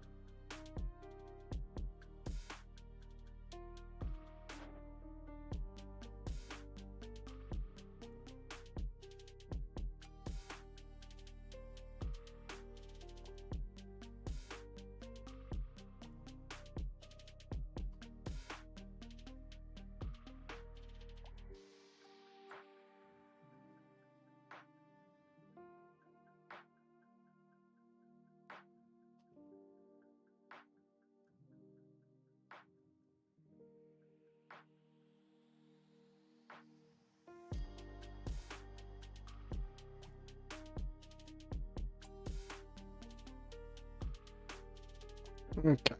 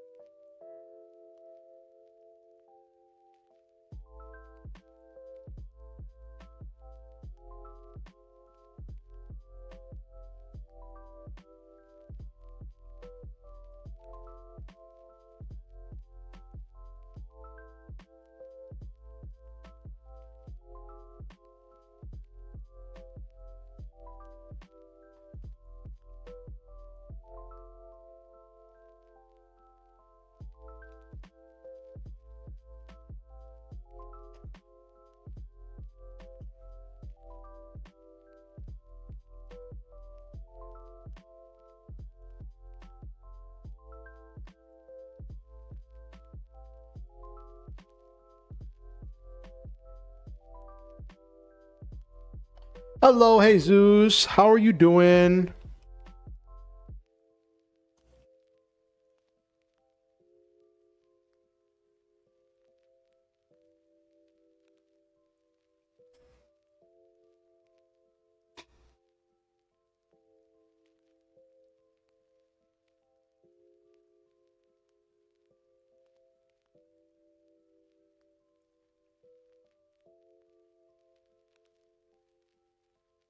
Fell asleep after lunch, just waking up. Hey, well, it's good to have you. It's great to have you, Jesus.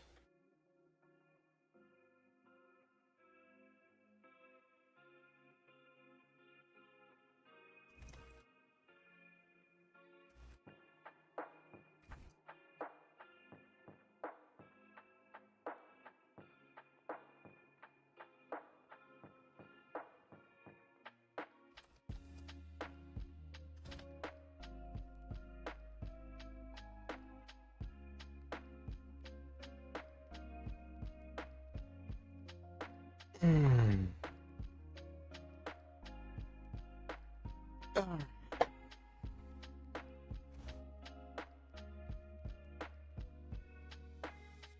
Mm.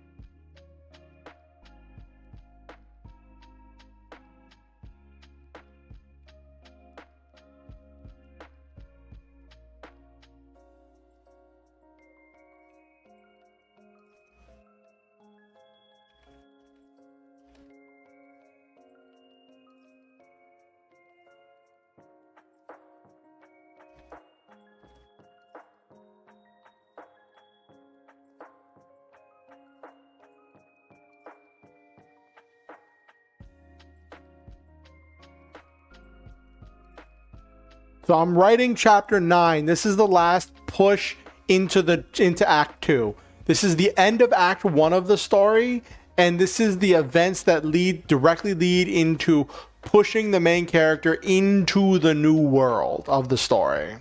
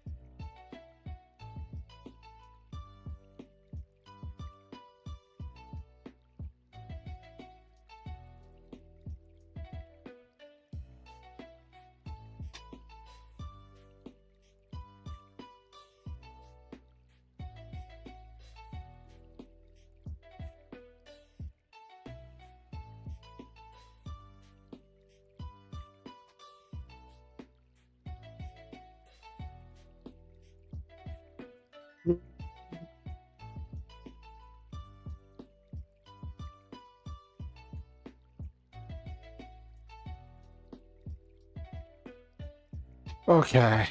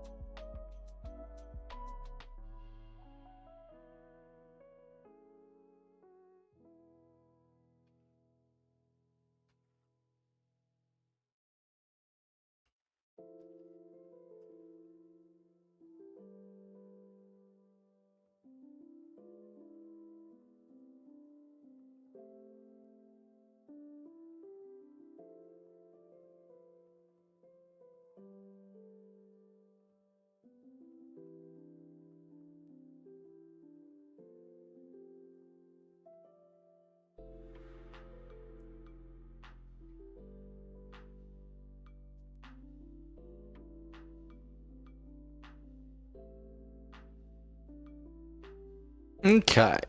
Having this conversation with animal control.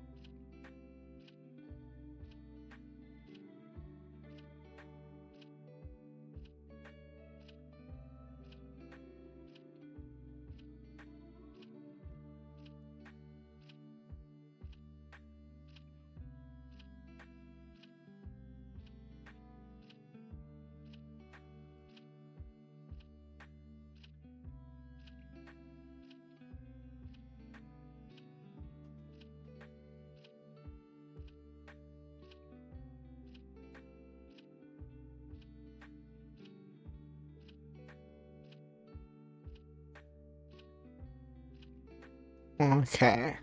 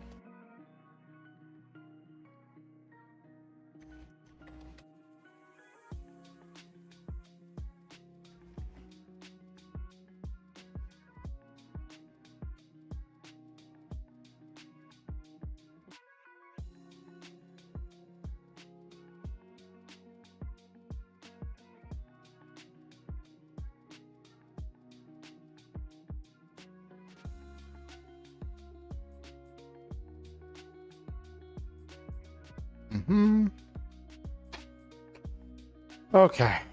Getting frustrated by another programming class project starting to... Oh, I'm sorry, Jesus. It's really frustrating when something like that doesn't work out the way it's supposed to. Speaking of things not working out the way they're supposed to, I opened up a box of boiling bag rice today, and I could have swore I opened it fresh today. And there's supposed to be 4 bags in the box. There was only 2. And I'm like, what? What in the world? What kind of shenaniganry is that? Just...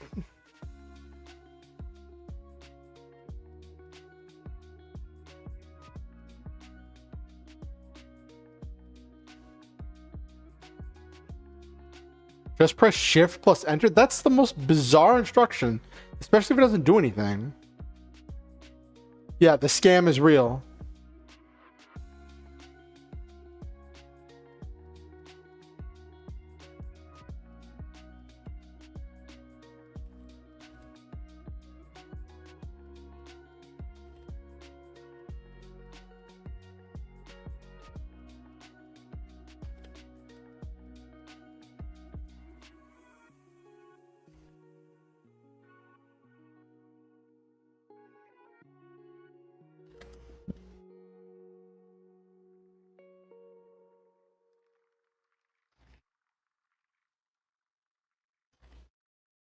I was in that position last semester with coding projects. Yeah, I definitely feel the frustration.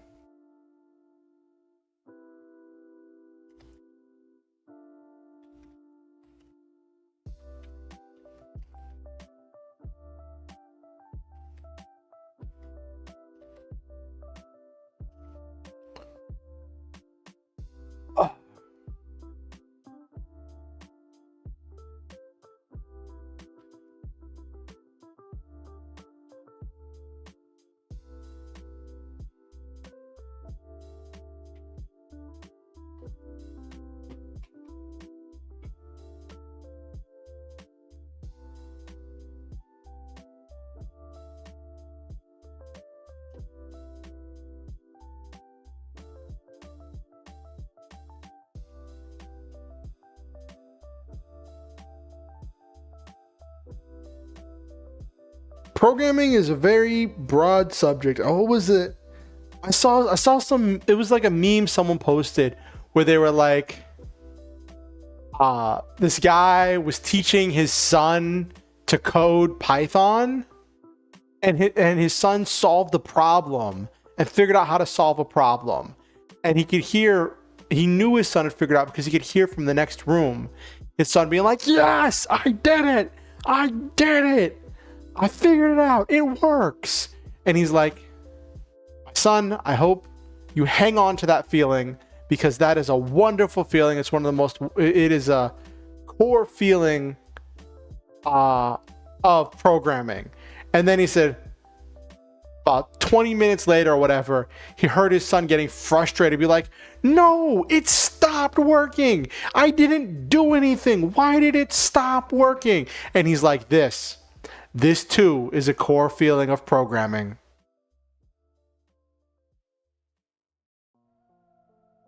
I want to recommend that it can be frustrating. Having teachers that actually teach really helps them. Yeah.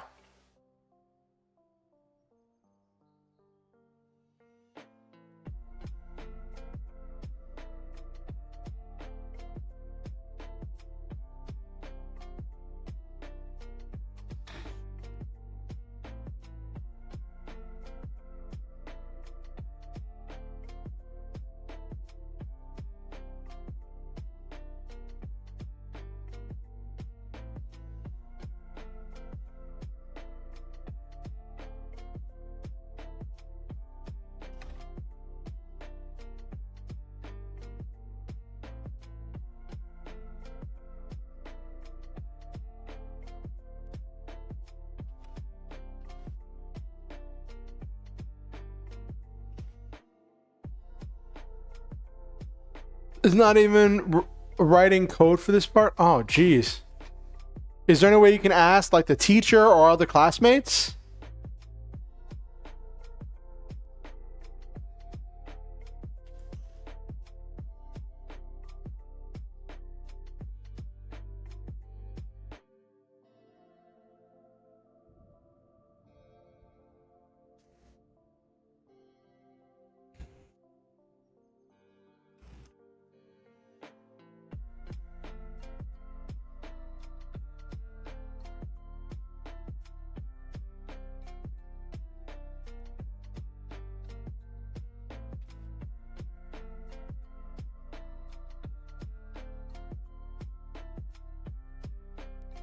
Sure, like it sucks that I have to take a break every time I do a project because it takes a while. Oh, yeah. I get that. It's like when you get in the groove, you want to be working. Like when you get in that moment where like you're focused, you're like, I want to work now. Because if you have to wait and then you don't know if you're going to get back in that zone.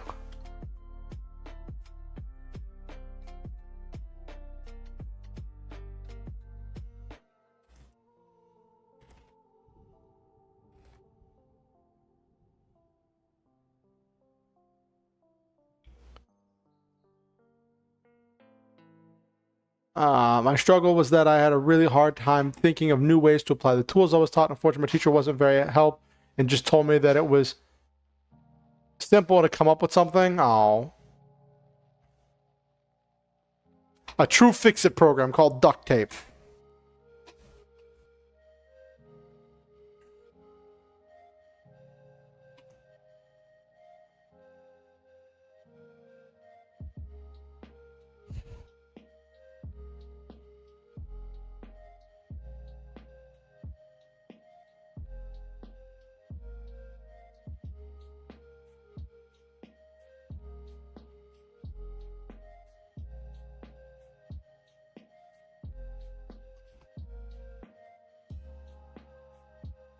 Only passed that class because my brother would teach me every week. Oh, that's nice. We have someone who can support you. Beginning to, it's an oversaturated field with clients who want to, yeah.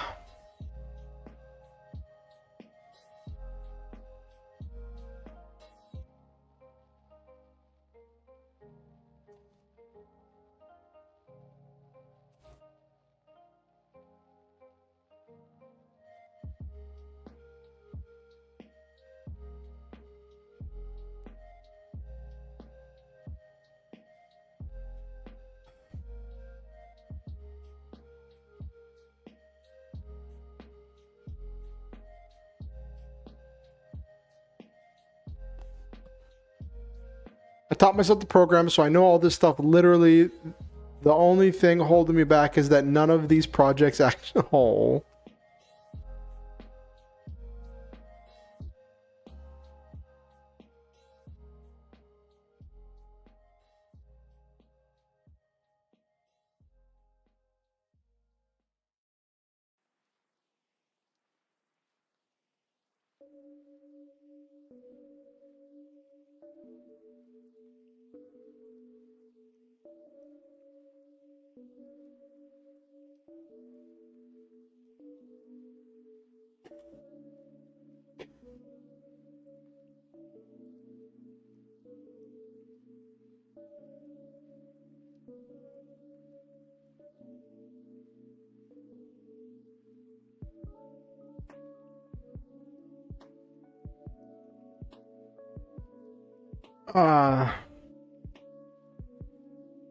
That is a good question. What programming language are you working in, Jesus?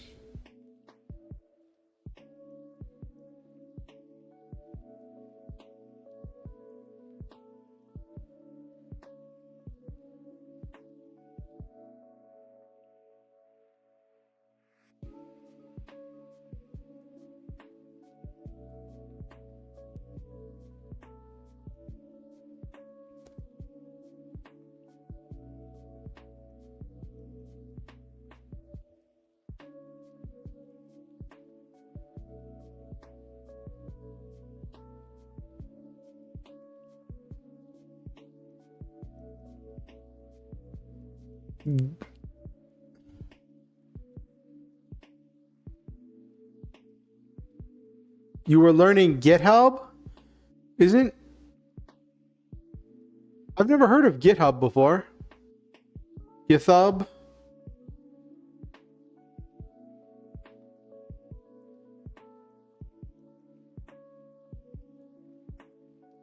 I feel like that's a website.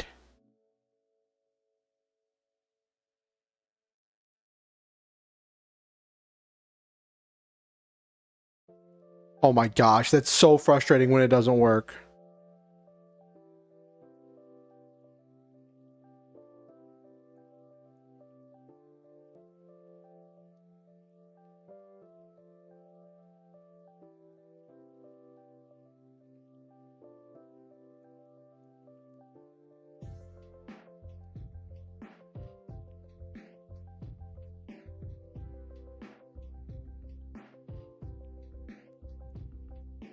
Oh, cool. I thought I recognized that name.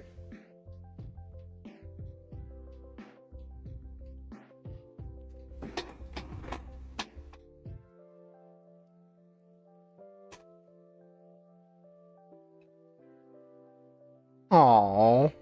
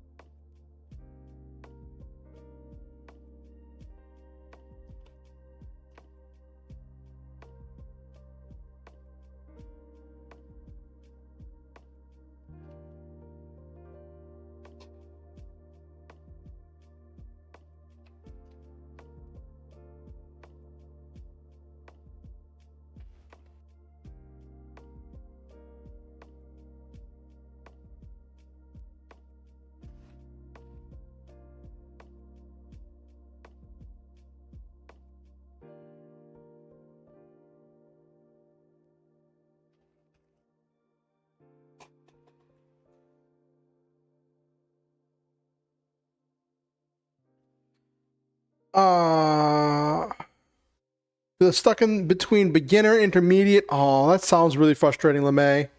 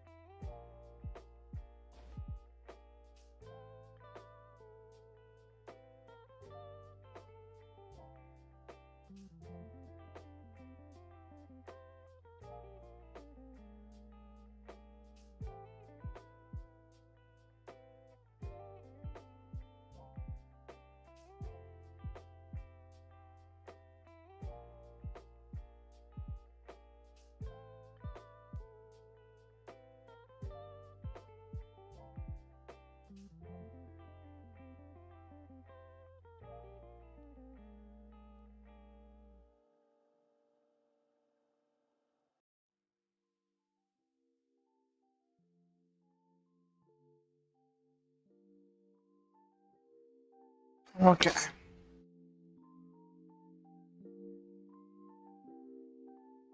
I want to help someone with a project, but it's too advanced for me. I feel embarrassed because I was telling about my coding journey. Hearing his request made me realize I don't know how much at all. Oh, that's frustrating, LeMay.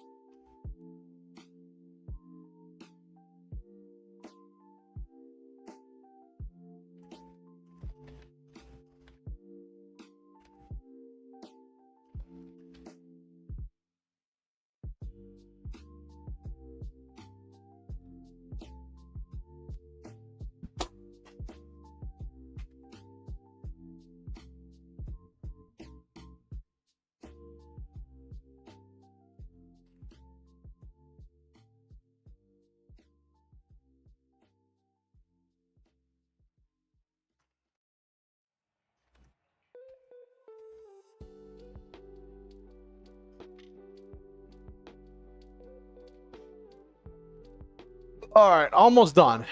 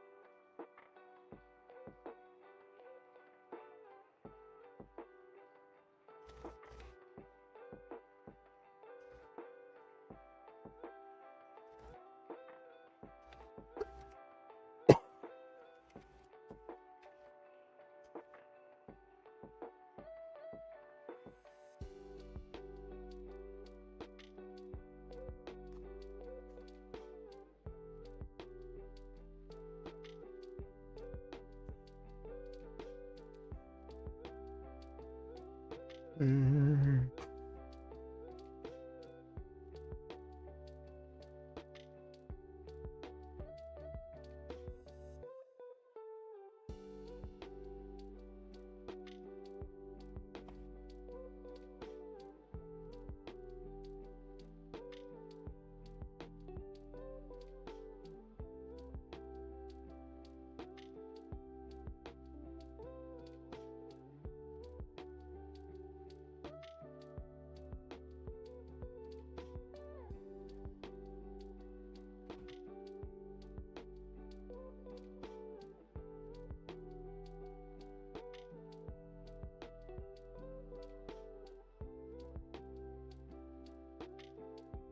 Mhm.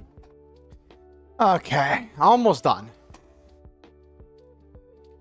They couldn't fight back like we could.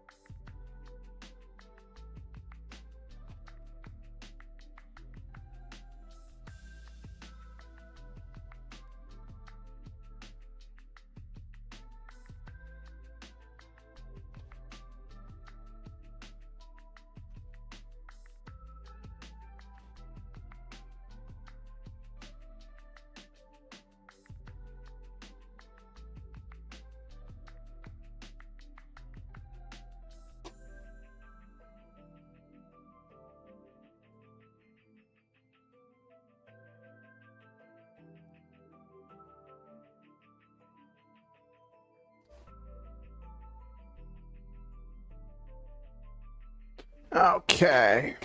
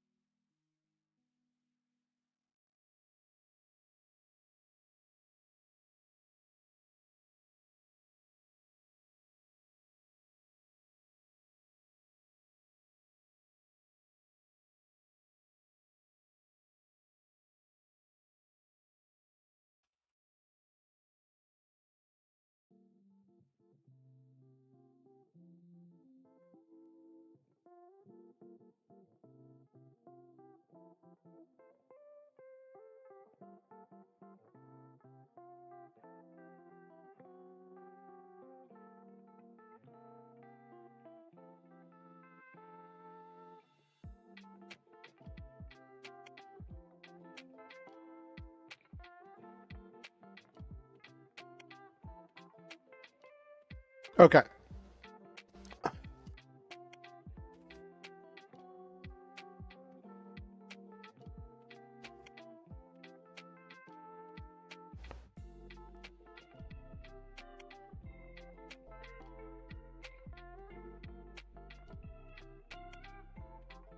Okay, I think I've finished this chapter.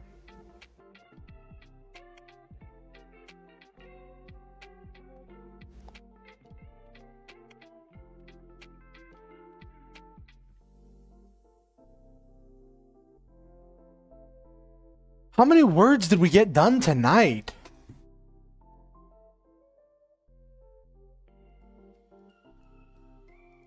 Let's see how many words we got done tonight. Let's see.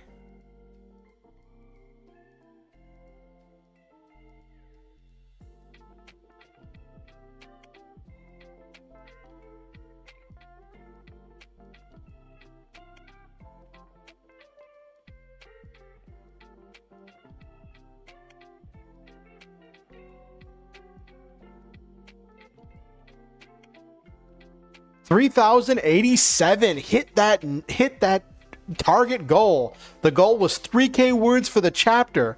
Nailed it. And had a bunch of stuff happen. Didn't really have a whole lot of padding or dragging through the chapter. It moved pretty smoothly.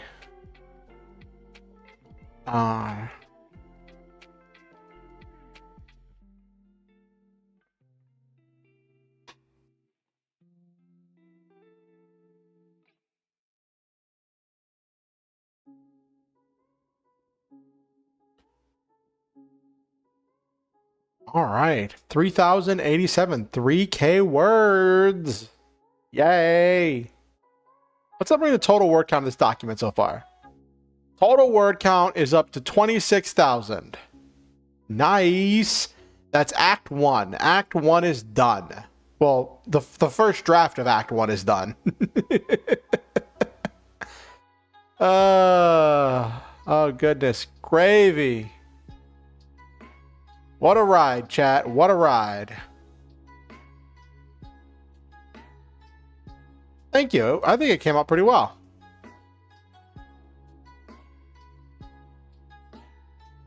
Also, if you're watching the stream and you haven't liked it yet, please feel free to like the stream.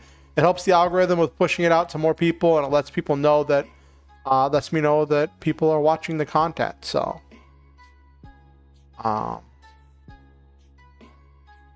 if you're watching it on YouTube, I mean.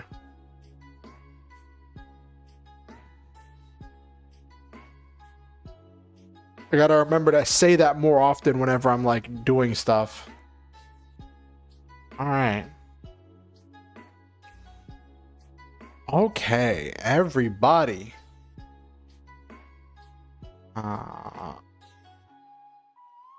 3K words. Pretty good. Consider I didn't start writing till like 9:30, so that was like 2.5 hours. That's not bad. It took me a little while to get rolling, but yeah. Because it's like 12, 13. It's like 2.5 to 3 hours.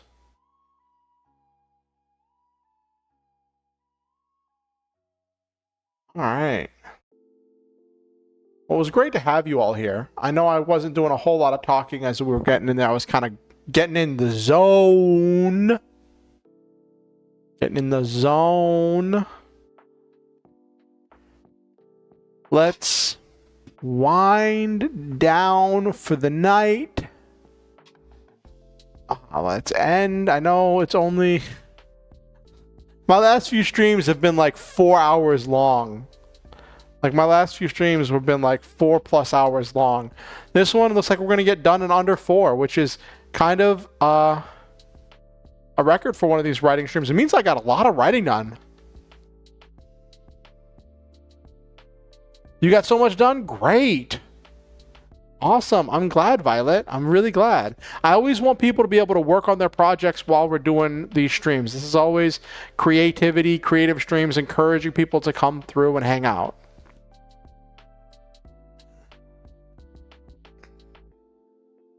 You all seem to really enjoy it.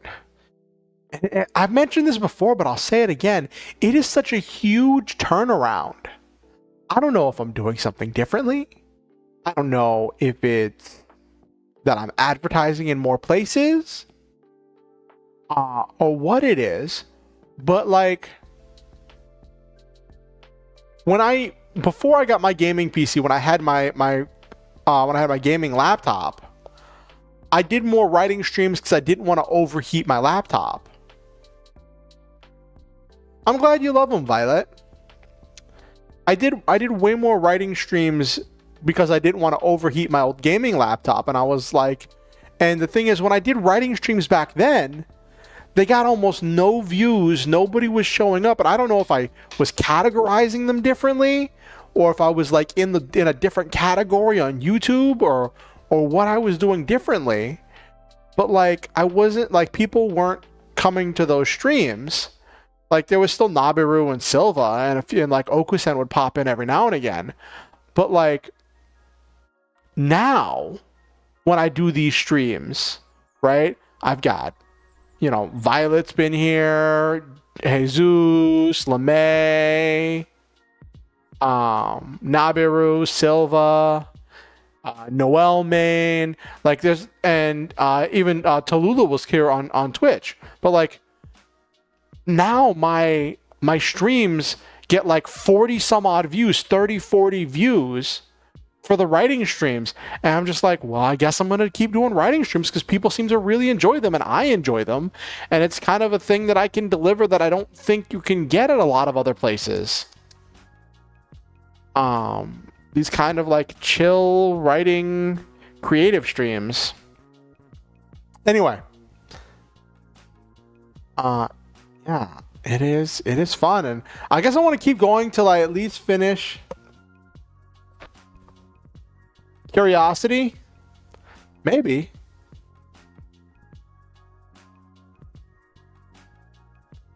It's just really funny how like it just drastically changed. Thank you. I'm glad you think I'm a fun host. It's like having like a writing party or something where like everybody comes over and hangs out and works on their own stuff. There's like music playing and you're all just chit-chatting and like working on art or writing or programming or working on all your own stuff or like studying for homework.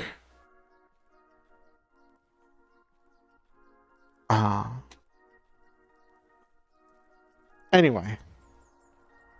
Let's wind down for the night. Let's do the call outs. I'd like to shout out everybody who was here in chat and speak positive affirmations. I like to speak positive affirmations about all my viewers.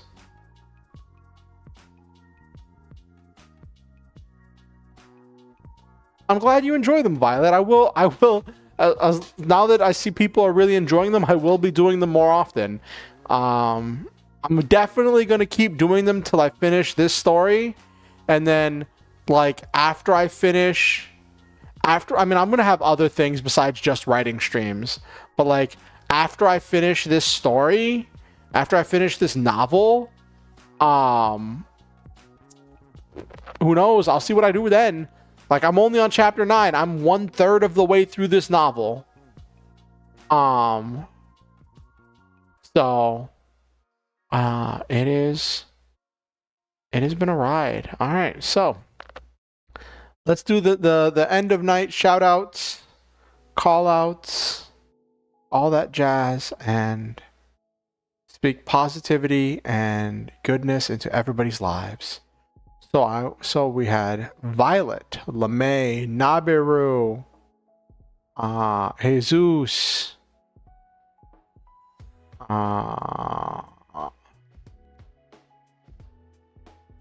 scrolling back up here. Who else do we have? We have Tallulah, visiting on Twitch.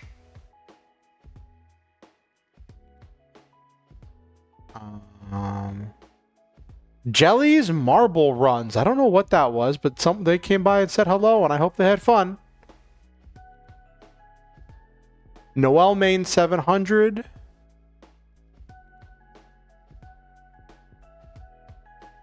Silva. And anyone else who watched the stream and didn't say anything in chat and anyone who watches this VOD afterwards, I want to say to all of you that I love all of you. And I believe in each and every one of you. I think that you all possess a unique, one-of-a-kind talent to make this world a better place by living in it in your own way. I believe that each one of you is truly special, precious, treasure of a human being. I know that didn't work grammatically, but it is. But we'll just move forward. Anyway, I believe you all are precious treasures of human beings. I believe that you are valuable and that you are valid and worthy of love and deserving of happiness and good things. I believe that your hopes, fears, dreams, and concerns are valid and worthy of notice. You matter and you are important. I'm grateful every time you come through and that you're here as a part of this community. I say to all of you that you are amazing. Always remember the Star Hunter motto: shoot for the stars, have wonderful adventures, live your dreams, and always stop to enjoy the memes. If one of the things I ask is that if you have any friends or neighbors or aunts or uncles or relatives or coworkers or arch nemesis or boss or CEO or anyone you think might enjoy my content, feel free to show them my content and invite them to the stream, to the next stream. Next stream is going to be Friday, 8:30 p.m. EST. Aw, yeah. You're welcome, Violet. Next stream is going to be Friday, 8:30 p.m. EST. And if you want to invite people there, that'd be great. I always love having new people join the community, having more people spend time together with all of us. If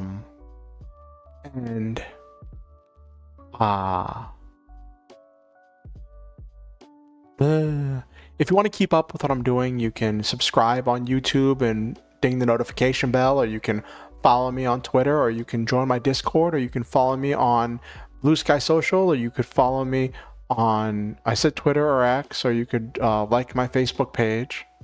There are links to all of those things in the description down below on YouTube and on the About page on Twitch.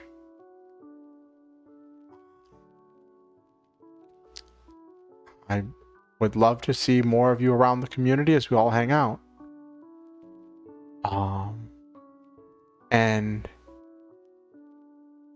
One last thing.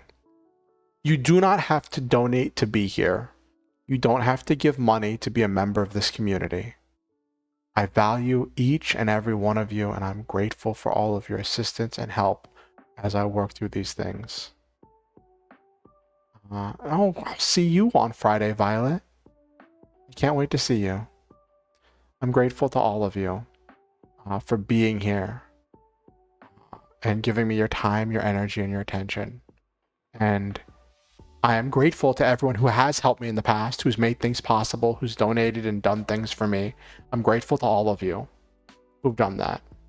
If you ever feel motivated to donate, to improve the stream, to improve my life, to help me out with any number of things, there are links where you can do that down in the description below on YouTube, and there's a donate button on the About page on Twitch. On YouTube, there is a PayPal link and there is a Ko-fi link. The PayPal is for direct donations. The Ko-fi, you can do direct donations or sign up for repeated monthly donations.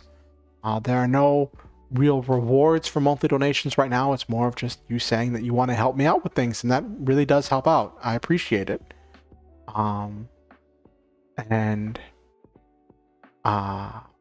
If you're going to do a one-time donation, I do prefer you do it through PayPal because I get more of the money. Because PayPal has fees for going through Ko-fi and stuff. The donate button on Twitch goes to Ko-fi, where you can, like I said, do the repeated donation or the one-time donation. I'm grateful to each and every one of you. Thank you all for being amazing. Let me get, where is that? Where is...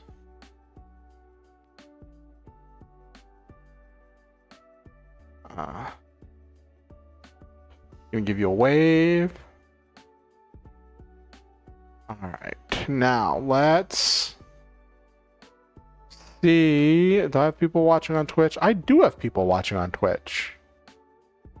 Let's see who's live that I can go raid.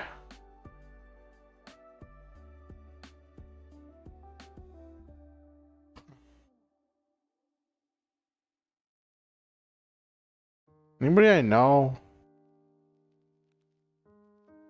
There's nobody I'm really live. There's nobody live that I really know that I'm really comfortable raiding right now. I could raid somebody different. I could raid. Can I see?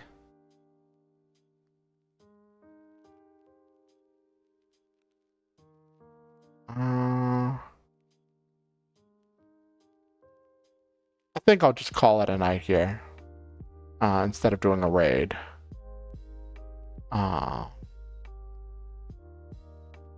Thank you all for coming, and I'll see you all on Friday. Have a great week, everybody.